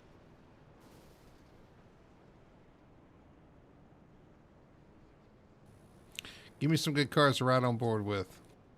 You could just pick any of them. They were 3 cars were the only ones that did not get involved. Well, I shouldn't say that. 4 cars. Chris Everett was not involved at all. Actually, J.R. Hudson was not involved. Okay, so 5 cars out of the whole field did not hit anything. Where's Cody Pierce is on board? Let's see Landon Rainey. Yeah. I mean, Mike Rhino probably wouldn't be a bad one to ride with. Yeah, he gets kind of sandwiched into the wall there.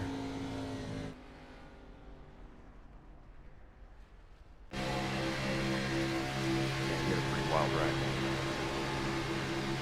Yeah, 24 guy had a pretty wild ride.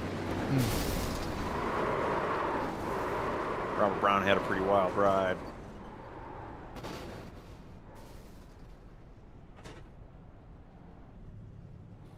Shot aboard with Ryan Floyd. 84 here. Some cars out of shape up front. They go to the right. Oh no, and he just gets caught. He almost made it by, but he did, yeah. Rhino there. Well, like I say, the 5 that actually made it through without any contact at all was Ian Perkins, Mike Alexander. You had Troy Sand, J.R. Hudson, and it was Cody Pierce. It was I can't even think of the who's driving the Arby's car. Why did I forget his name? That'd be the Kyle Cortez. Kyle Cortez. So you say he got? Oh yeah, he no, come to. He was one of the 5 that did not. Yeah, he basically came to a stop. Here we are. We're gonna ride on board with him. Here we go.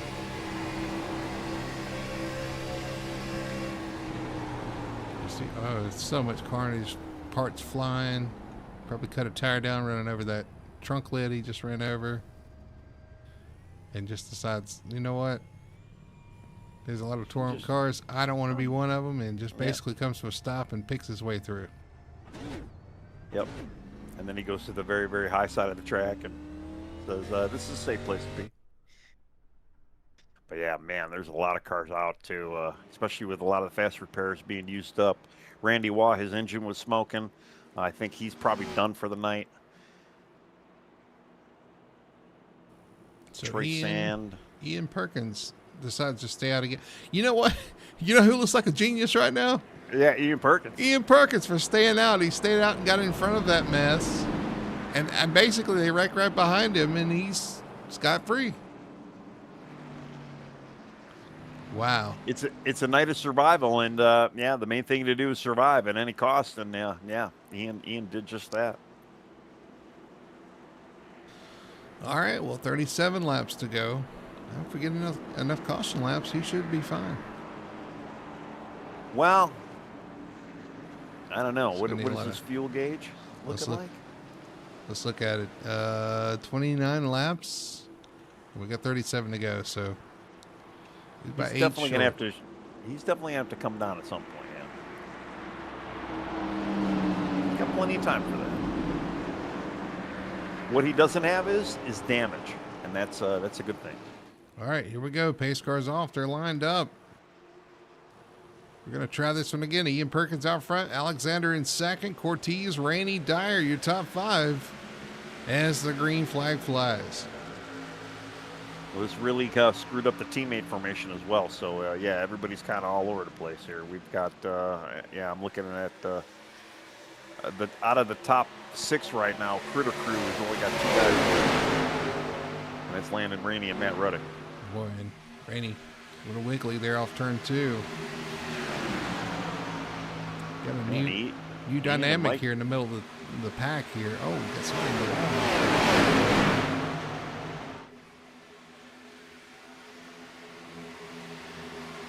I'll tell you, but Mike. Oh, the 24 gets turned down the front stretch. Landon Rainey spinning into the end. So he hit the same place the other guys hit. Caution flies as he gets turned down the front stretch. Yeah, it looks like he actually had a little contact with Trevor there. Let's go back and look at this. You see Trevor Dyer. Contact to the back of the 24 up the track, and then down the track. Yeah, he bumped right into Ruddick, and Ruddick was like an immovable object there. He just kind of waved it off like a fly landing on your shoulder. It's right on board with Dyer. See the contact here. He's got that back bumper. Right there. Bump, and then finishes him off.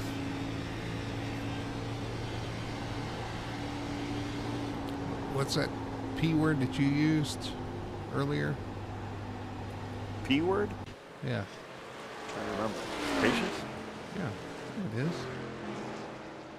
It's a word I use kind of often, yeah. So Trevor Dyer. Question is, when is Ian going to come in? It ain't this time because he's already went past pit road. I know, and I'm just, I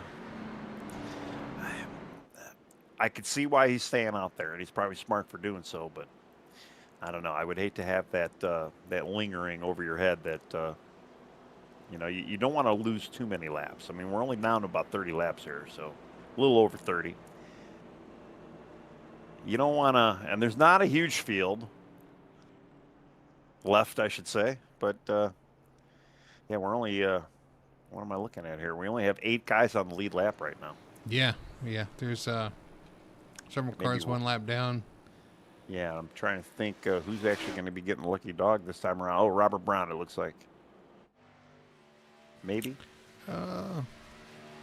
Still showing one lap down for me. But you might be right. Because he's hustling around. So, yes, that's correct. Yeah, he's hustling around. I'm waiting for it to show up on our little cheat sheet here, but I'm assuming it's him. There it is. Yep, there it is. All right, so 9 on the lead lap. Like I say, if I was Ian, I mean, I like his strategy right now. It just, it's got to be burning in the back of his mind, too. Like, when am I going to pit? Do I want to go sooner or later? And I almost feel like you'd want to go sooner. That way you don't have to worry about it and then kind of work through the field. But then again, with the amount of accidents we've been having, staying out a little later is probably the better option as well. I mean, I don't know. What do you think? I wouldn't like being up there knowing I have to pit again, but maybe the next caution, if there is a next caution. But that's again, that's what you talk about. That's the risk you run. That's right. If we get in a run here and we go green to the end, you're going to be in trouble. I was going to highlight this here. Fastest lap of the night so far, 21, Robert Brown. Yeah, actually by not by a huge margin, a couple hundredths over the next guy, which I believe is Ryan Floyd. Well, Matthew Ruddick is right in there as well. Ian Perkins is right in there. Yeah, they're pretty close. But yeah, Yeah. you're right. All right, we are double foul again. Robert had the fastest lap last lap too, but that's because he was getting his lucky though. Yeah, I saw that too. It's it's pretty sizable gap when you look at that. Yeah, All 30 right. seconds quicker. Ian Perkins, your leader. Mike Alexander in second. Perkins doing a good job so far. Just got that issue hanging over his head. When am I going to go?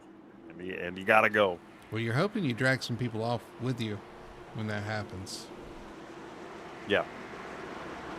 There's He's Corey working- Clark. he's working some of these tires down a little bit so they come down with him.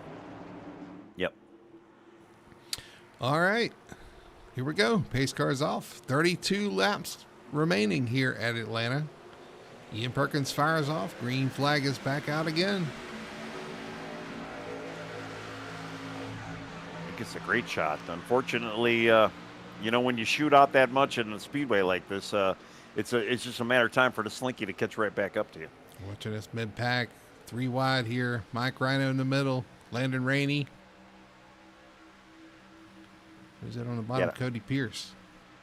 Well, I'm assuming too. Mike Rhino probably was able to use his fast repair that big wreck, so his car does look pretty clean. So he just got to work through traffic. Oh, almost contact with the 24 again there.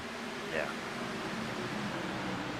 Maybe, and this is why we were debating on whether Ian should go out. Oh, Randy gets in the wall. Oh, Rhino! Wow. That was brutal hit. We missed it. Caution is out though, as Mike Rhino slams the wall. Pieces coming off. His night is going to be done. That's a meatball for him and the 24. Yeah.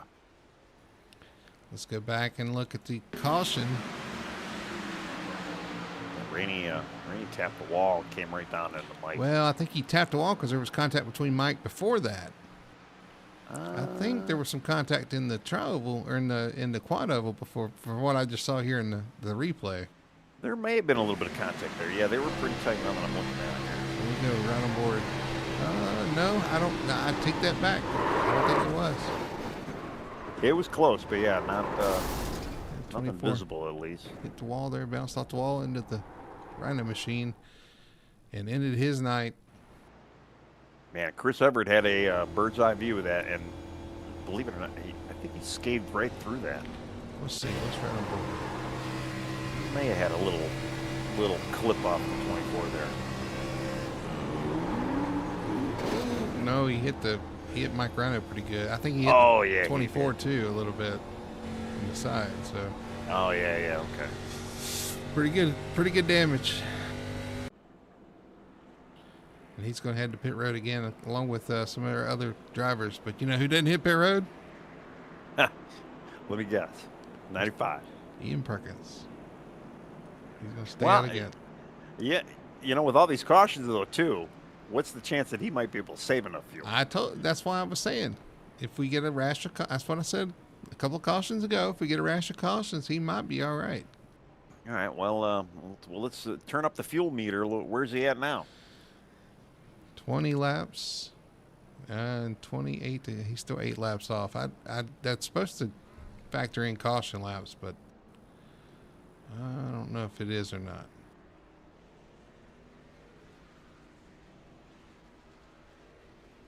But you're saying about 8, maybe. Well, yeah, that's what it's showing. Yeah. Well, they're still not doing the real Atlanta right now because they're still dealing with weather. So we're not missing anything there. But we are seeing a lot of thunder and lightning out here. You mean in the sim out here or Yes, out your yes. window at home? No, I'm talking in the sim out here. Yeah. It's storming. It's storming it's- pretty good. Yeah, There's more thunder than lightning. that's right. Greg Dyer just chatted. It's looking like the Hunger Games. Last car standing against the wind. That's about right. Yeah. And again, you look at Ian's call to go to the front. How many wrecks is he probably would have probably been in has he missed by staying up front? Maybe that's why he's Yeah. still staying out. He's like, no, we're not done yet. Well, let me remind you too. Everybody has one fast repair, so without the fast repairs, we would have had a lot more. There'd probably only be 5 cars left in this race.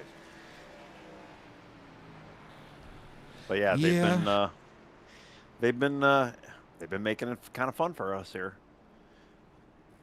It's been entertaining, and that's It what has this been. track was built for, is for entertainment, and certainly paying off here. It's a monster truck show without the monster trucks. Monster cars. Yeah, they should do like this should be like a Halloween themed track, Yeah, run in October and have Halloween paint schemes. Yeah.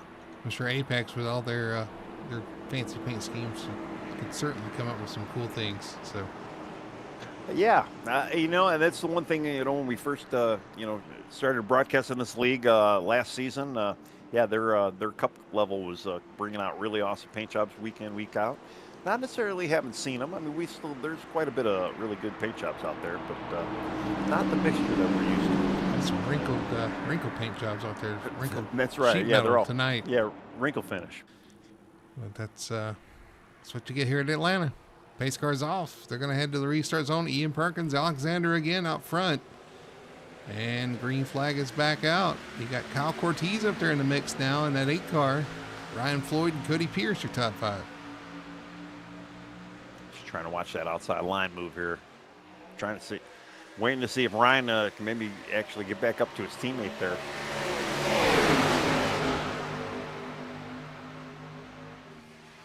Oh no, Ryan. I'm sorry. Ryan's the other teammate. Wrong Back teammate. switch in the 3. Oh, a little contact between the 8 and the 3. Yeah, I'm trying to count up the cars here too. We only got about 12 cars here in this lead group here. Got 10 on the lead lap. Landon Rainey's dropped off though. He's Yeah. pit road, I think. Yeah, he's back down pit road right now. So 1 and 2. Single file. Now third, I think, going to get single file. 3 Yes. wide, Thaddeus in the middle. Yeah. Cody Pierce Oh. on the outside. Robert Brown. Man. Bouncing off each other there through the front Yeah. straightaway.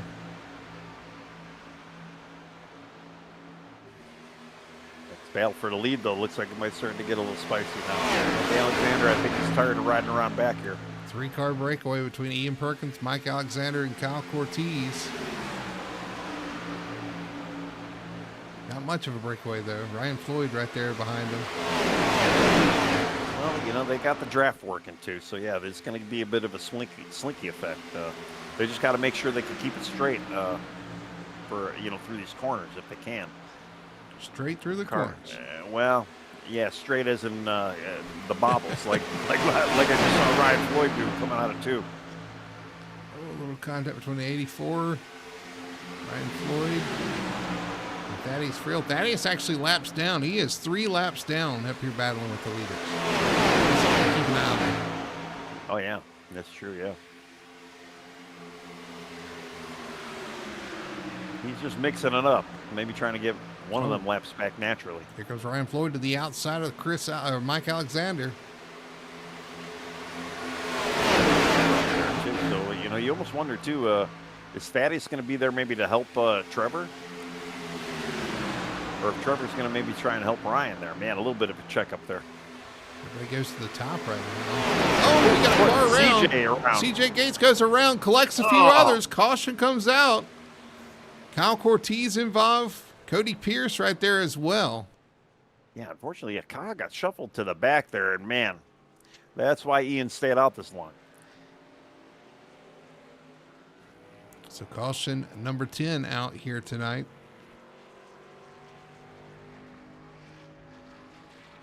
Yeah, I think CJ kind of came down. Unfortunately, Robert Brown was right there. Well, let's go back and see it. Caution 10. CJ Gates. It looks like he caught the pack at the. Oh man. Well, yeah, there was a bit of a checkup there, and yeah, CJ kind of went, instead of checking up, he tried to go down, and yeah, unfortunately, I think Robert he was Brown clear right when there. he turned down, but He was. It was close. There was maybe a splitter. and then Robert Brown came up at the same time, come up the track instead of staying in that bottom lane Yeah. and caught CJ, and then the 21 up the track and turned the 8 across the front of the 9.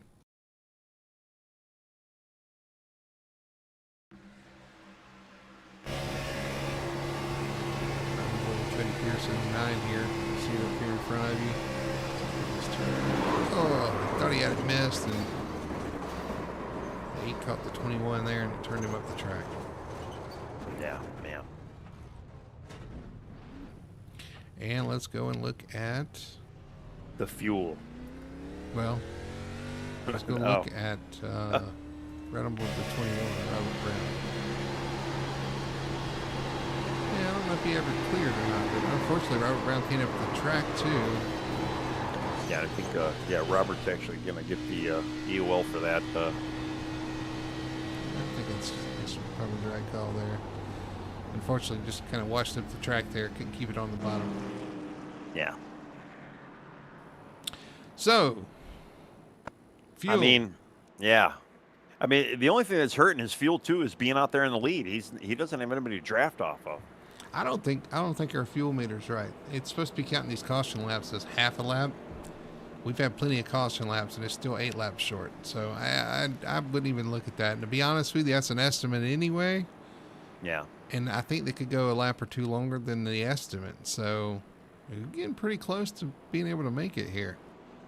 So you're saying there's a chance? I certainly think there is.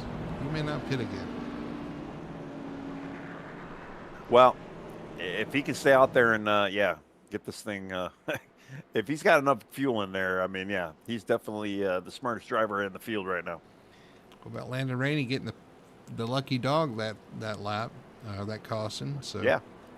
he dropped to the back there to kind of stay out of trouble and definitely paid off. Got back on the lead lap.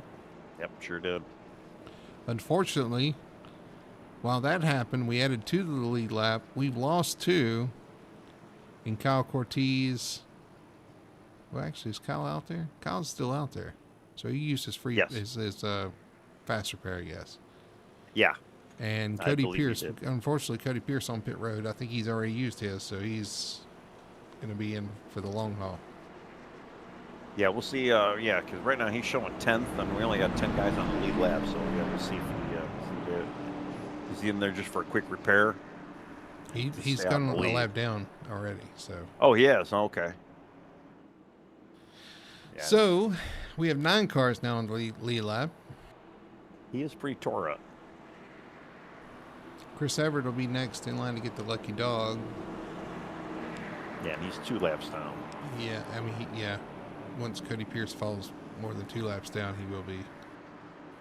And Thaddeus Frill's 3 laps down, but he was up there mixing it up. Yep.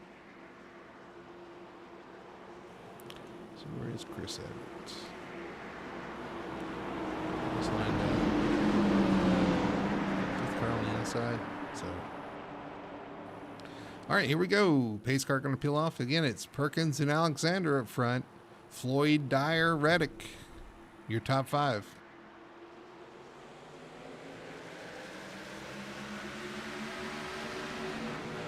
Ian shoots out of that hole as 18, expected. 18 laps to go here. Running that high side. He's actually staying, he made the move to stay in front of Mike Alexander, which is probably the smart way to go. Yeah, that's where you want to be there. Good run. Although Mike's going to get a good run down the straightaway. Is he going to try to make a pass into 3? Yep, going to stay in line. I have a feeling, too, that maybe Mike Alexander and even Trevor Dyer behind him that's kind of working on 3rd. He did finally clear for 3rd. I have a feeling the 2 of them might try to dip down here. Ian's going to have to be really looking in that mirror and go where these guys want to be. 3-car breakaway up front. Perkins, Alexander, Dyer. You got Floyd, and now you got a 3-way battle behind him with the lap car of Thaddeus Friel making it 3 wide in the middle. Yeah, Yeah, he's mixing it up quite a bit, and I don't know if he's making too many friends out there. Although he might be trying to get up to his teammate to see if he can help him, but he's a bit of away from that. CJ Gates on the outside of Thaddeus, going to take that away from him.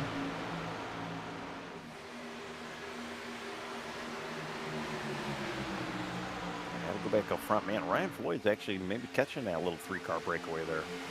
He's getting closer to him. He might have it up to 4 here. Using that draft right now.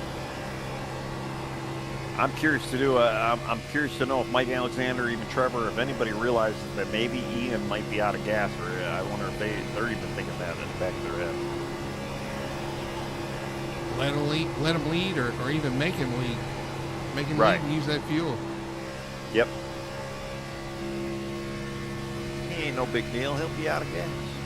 And then Ian's probably sitting there looking at his gas gauge, thinking, I got plenty. and we're in the booth, and everybody in YouTube land, we have no idea. We don't know. We don't know what's going to happen. Of course, that never changed from the drop of the green. I didn't know what was going to happen tonight anyway. That's right. Yeah. Oh, it's like Floyd trying to move to the bottom, and Dyer jumped down there at the last minute. It's going to look to the inside of Mike Alexander for second. Well, as Trevor moved down there, he said, "Let's go, Ryan."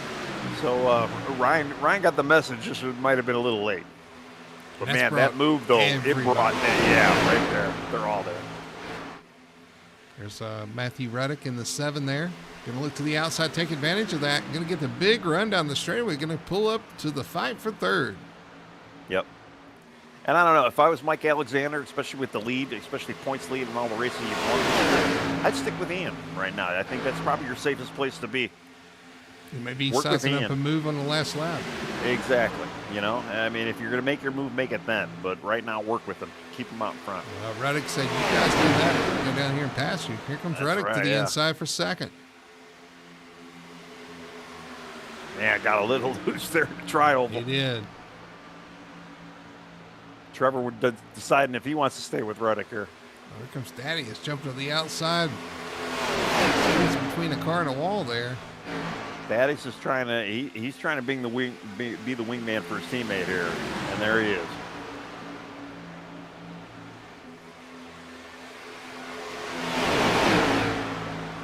All right, so Thaddeus hooked up with his teammate there. All right, well, there's Ruddick in fourth, trying to decide what he wants to do. Looks like he maybe threw a block a little bit to Trevor there. Backed him up just a little bit, but he's running that bottom, trying to generate a run. He needs help right now. Kyle Cortez back up in the mix now. Ooh, 7 on the apron a little bit, entering in 3. Close to the 84 there. Boy, the 7 is out of shape there. As we come around, we're going to see 10 laps to go for our lead group here. 10 laps remaining for Ian Perkins out front. Does he have 10 laps of gas? That's going to be the question. If I hear something over the radio, I'll let you know instantly. But yeah, I'm on the edge of my seat for Ian here. Yeah, 10 laps remaining. Ian going for that win at Atlanta, doing a great job. Pulled that fuel strategy, stayed out, got in front of the mayhem that happened behind him, and it's been up front ever since. But does he have the fuel to finish this one? I'll tell you, Kyle was on the outside and CJ was on the inside. Now they flip-flopped, and man, the outside line, they got 6 cars up there right now. Ian Perkins trying. Yeah, I'm sure he's looking. Oh, yeah, Thaddeus Frill. I'm going to send him to the side of somebody. Yeah, Thaddeus almost got into Ryan there. Got a little tap from Matt Ruddick. I have a feeling that. Look at CJ Gates. He's back at the 3rd spot.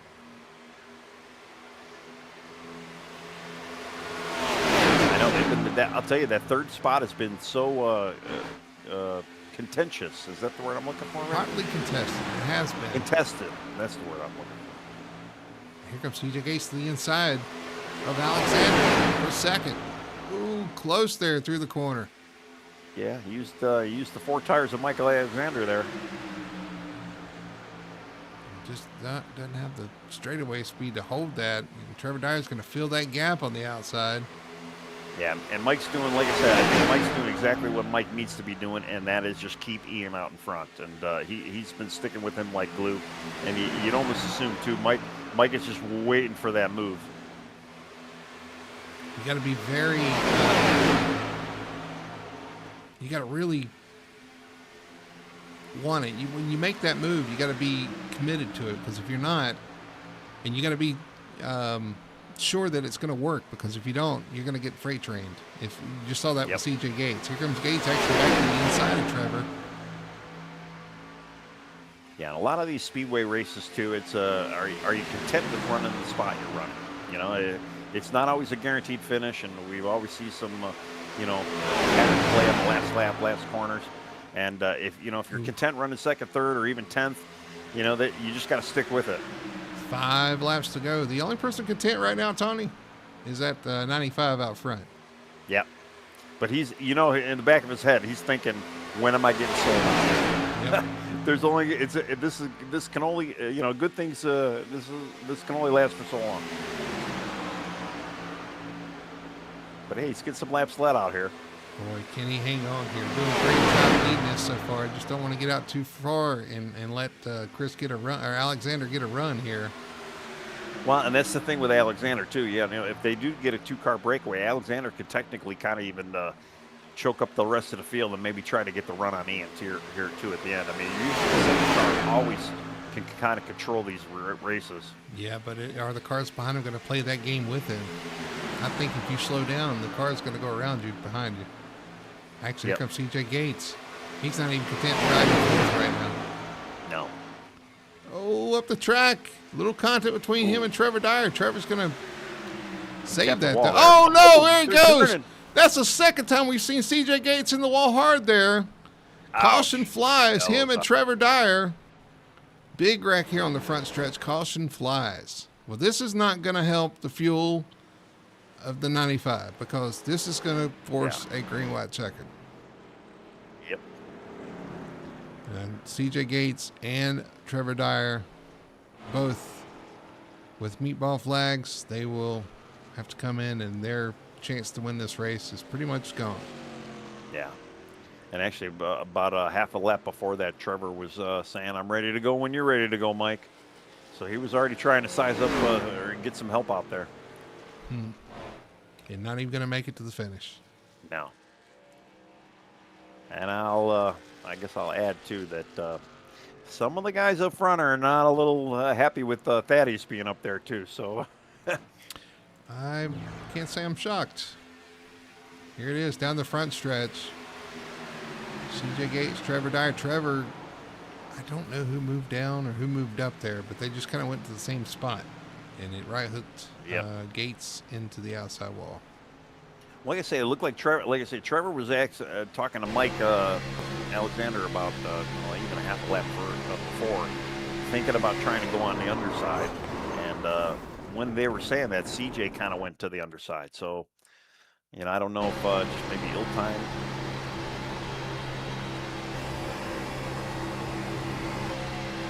Actually, they're calling it. They're calling it on Trevor race control.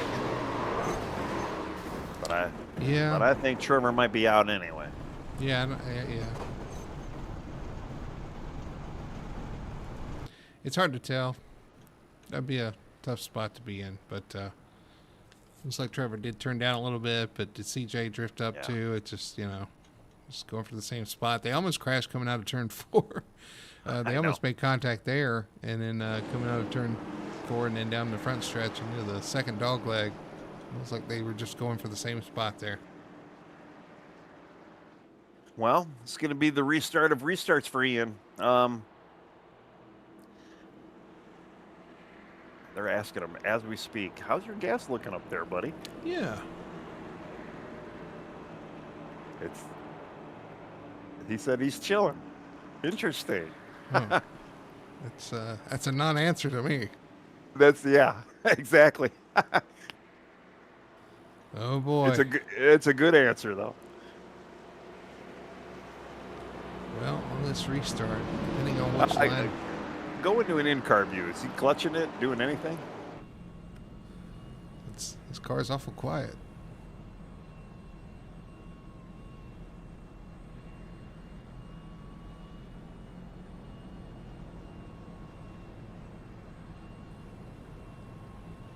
Yeah, I don't know. It's hard to tell.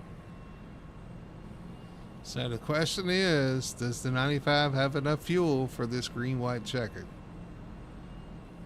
We were questioning whether or not he had enough fuel to make it to the regulation end of this race.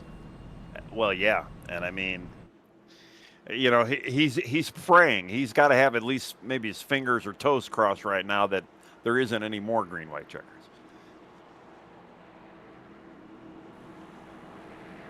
Yeah, I'm curious if he makes it into this one.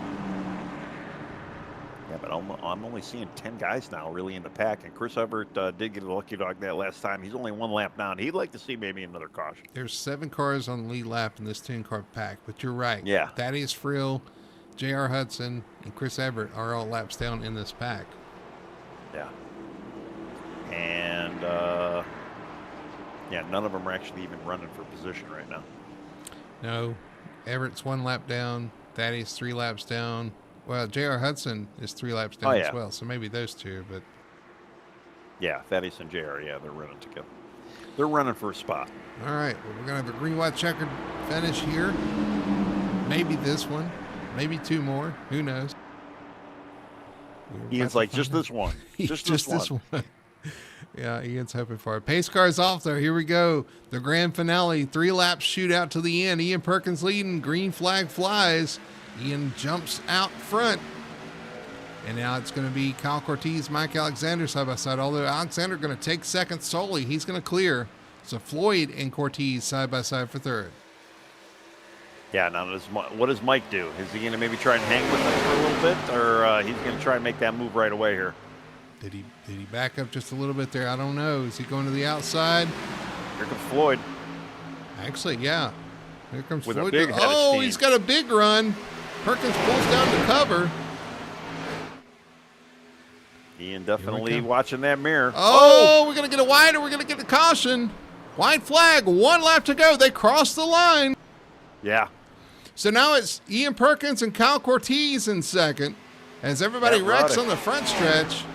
I thought Matt Ruddick was third, but no, he got wrecked in that. Landon Rainey running third. Can Cortez catch Perkins? Can Perkins, does he have enough fuel to finish? 2, 3, and 4 for the final time. Is it going to be Perkins? Is it going to be Cortez? Out of turn 4, Cortez still under power, looks like. He's going to come around and win. It's going to be Ian Perkins, your winner tonight here at Atlanta. I'll tell you, maybe one more lap, Kyle may have got him. I mean, regardless of fuel, but wow. Unreal. What a finish. Didn't know if he get a caution or the white there at the end. It was the white flag. Everybody able to finish. Kyle Cortez finishes second. Landon Rainey with a 3rd place finish. Alexander comes home in 4th.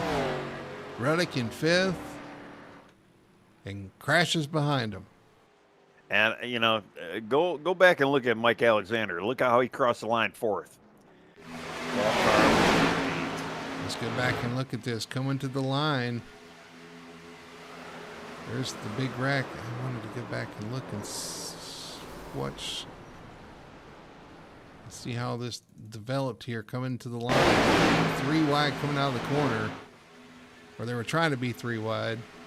Unfortunately, 84 gets turned across by the 7. 75 involved, 21. Thaddeus Frill with some more damage.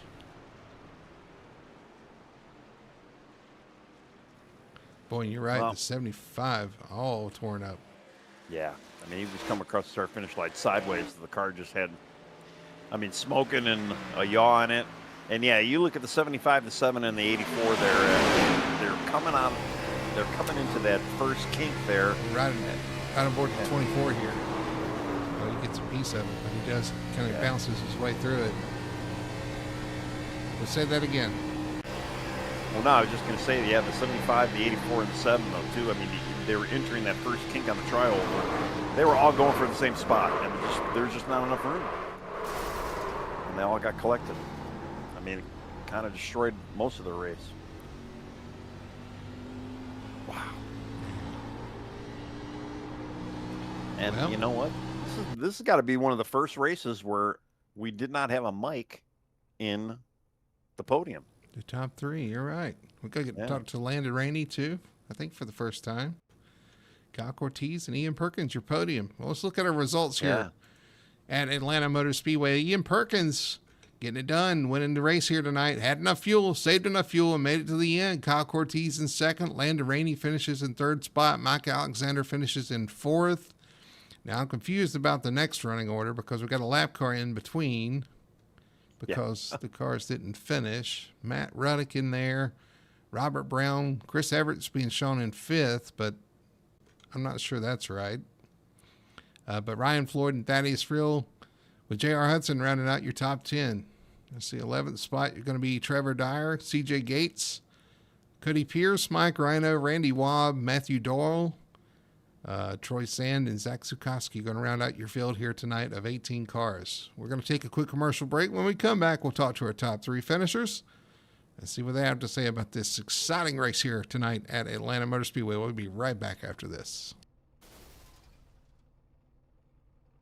Racing isn't easy, but experiencing it is. iRacing puts you in the driver's seat with the industry's leading sim racing game. Drive on laser scan replicas of the greatest racing circuits from around the world. Go head-to-head against other drivers chosen by skill-based matchmaking to ensure competitive racing at every level. Compete across all your favorite series.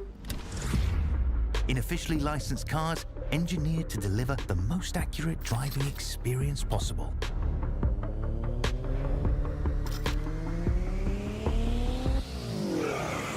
Join a race or host your own with players from across the globe. Race against the computer or in a league with friends. Feel the thrill behind the wheel. Visit iRacing.com.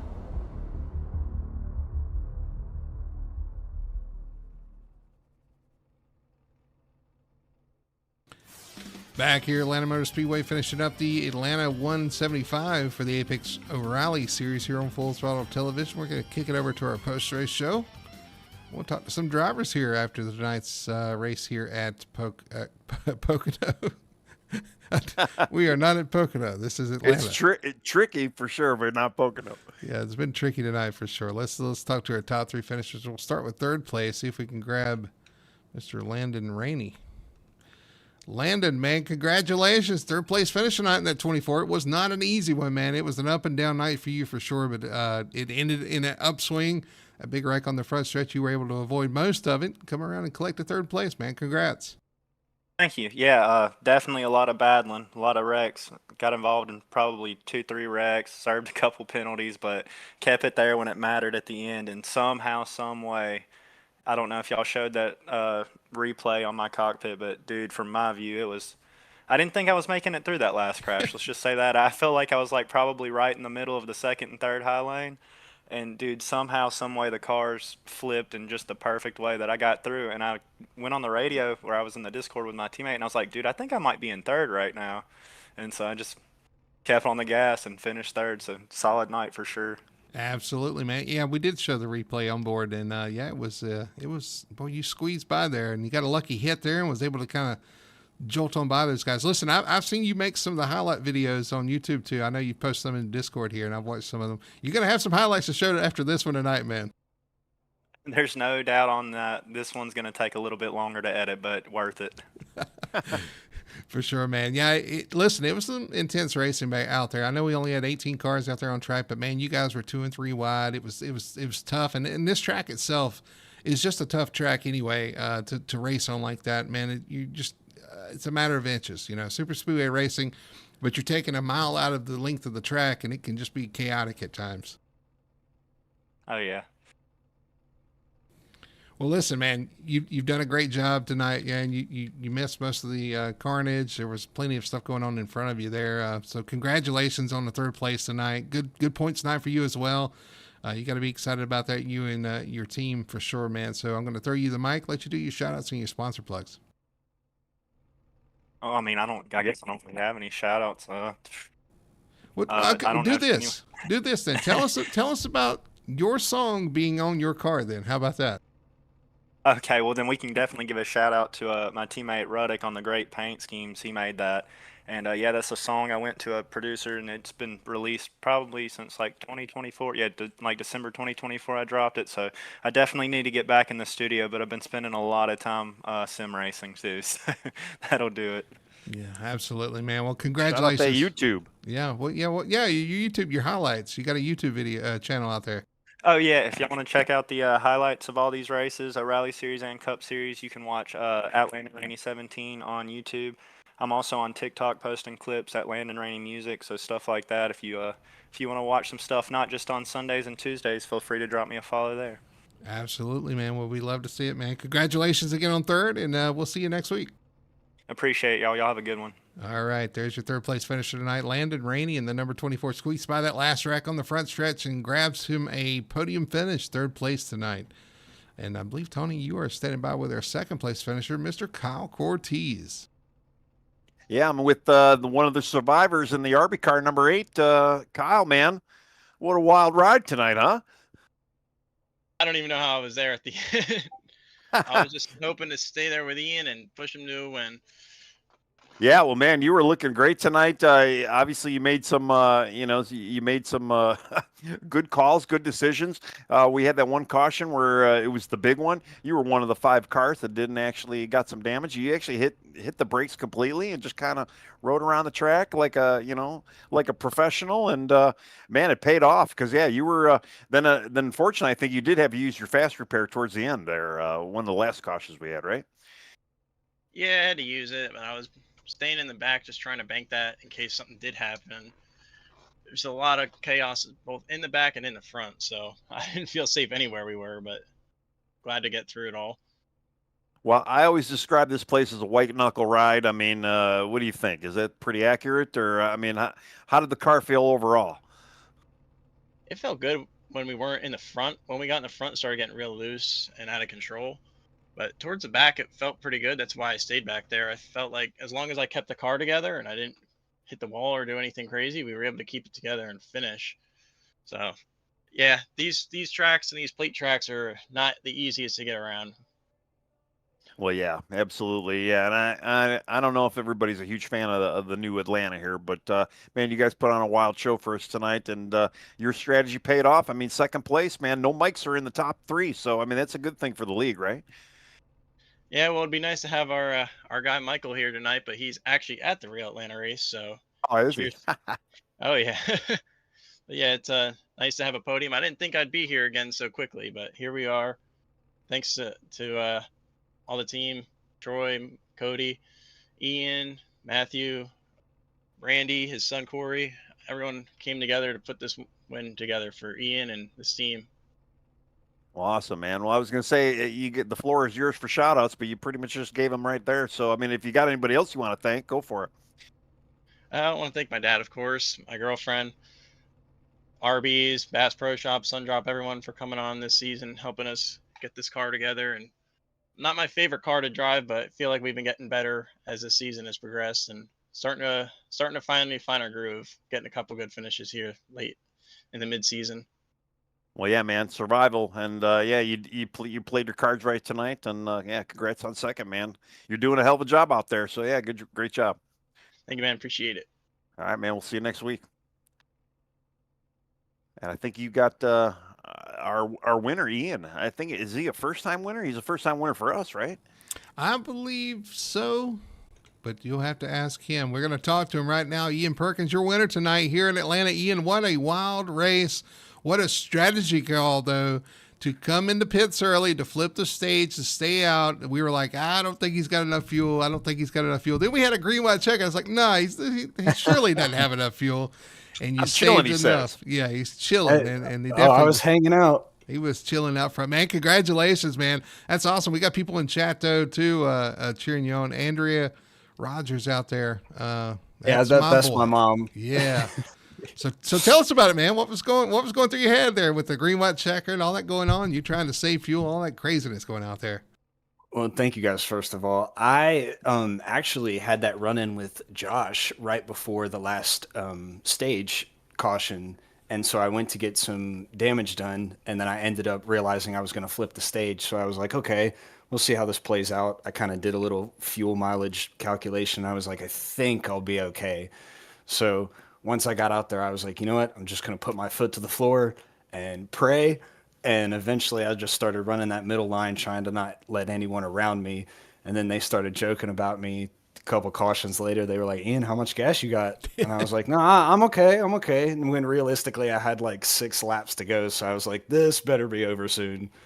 I was going to say, man, by our calculation, you were 6 to 8 laps short when you pitted. Yep. If we went green from there, you were about 6 to 8 laps short. That's a ton of saving to do to make it to the end, man. So that's in itself is impressive. But you held the lead and you got out front. Here's the thing we were talking about. You got out front and then chaos ensued. It just broke loose behind you the rest of the time. You made the perfect move at the perfect time to get in front of what otherwise you would have been involved in, I think, back there in the middle of the pack.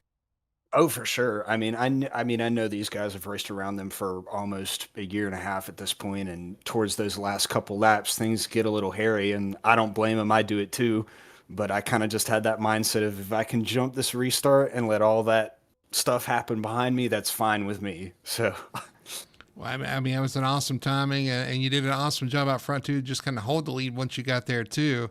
At the deficit, they all kind of thought you might run out, but you were up there saving exactly what you needed. Gotta keep them on their toes. Yeah, absolutely, and you did that. I mean, this is one of those races. It gets kind of wild and hairy back there. So being out front, that's where you want to be. So great job on that. I'm going to throw it to Tony there. Tony, go ahead and take it away. Man, I just want to congrats. I mean, masterful move, great strategy. I mean, just think of all the wrecks you missed being out front there as well. And we saw you running that middle line. Yeah, we were all questioning about the fuel mileage as well. But yeah, we saw you running that middle line, kind of taking away from Mike Alexander and some of the other competitors out there. I mean, how much were you actually watching the track in front of you besides what was going behind you? There was a lot of mirror driving going on, but definitely on those restarts, I kind of had just remembered. I was like, okay, I saw Rhino and Alexander running that middle line, just staying clean, staying together. And I was like, so I think if I keep that middle line, Mike will stay behind me. And then he might move in those last couple laps, but he never tried to make that move. And for that, I appreciate. So it was just a matter of time before I was like, okay, I got to keep them behind me. Just stay right here. Don't move. Yeah, for sure. Yeah, I kind of felt like that too. Mike was just playing the smart move and just hanging out behind you. I kind of felt like he wanted to be out in front of you, maybe see if he can burn up more fuel too. True. He didn't want to get any draft off of you or let you get the draft off of him. But man, I'll tell you, a hell of a race. Is this the first win? I think it's the first win for us in the booth here. But I mean, I don't know. You win a little bit around here. I mean, I don't know. I know this is actually my first win in both series. I've gotten close. Last year, I got a second to Mike Rhino at Talladega in our truck series, and then I've gotten a couple podiums in the Cup series, but this is my first win, and I'm happy to have it. I didn't think it would be this soon, so I'm very happy. Well, that's awesome, man. Congrats again, and it'll be definitely one to remember. Back to you, Brody. Yeah, absolutely. It was an exciting finish there. You had the 8 kind of closing on you there at the end. I got to ask you this question, though, and I don't know, surely you looked down. How much fuel did you have when you crossed the checkered flag? I believe it was either right at 2 or like 184 around there. Okay, all right. So we were wondering if we had another green, white checkered, if you were going to be in trouble. No, I was absolutely going to be in trouble. Because there was a wreck right at the line. You know that because you probably saw it in your mirror. There was a wreck coming to the line, and I'm sure you were praying, please let this be the white flag, not the yellow flag.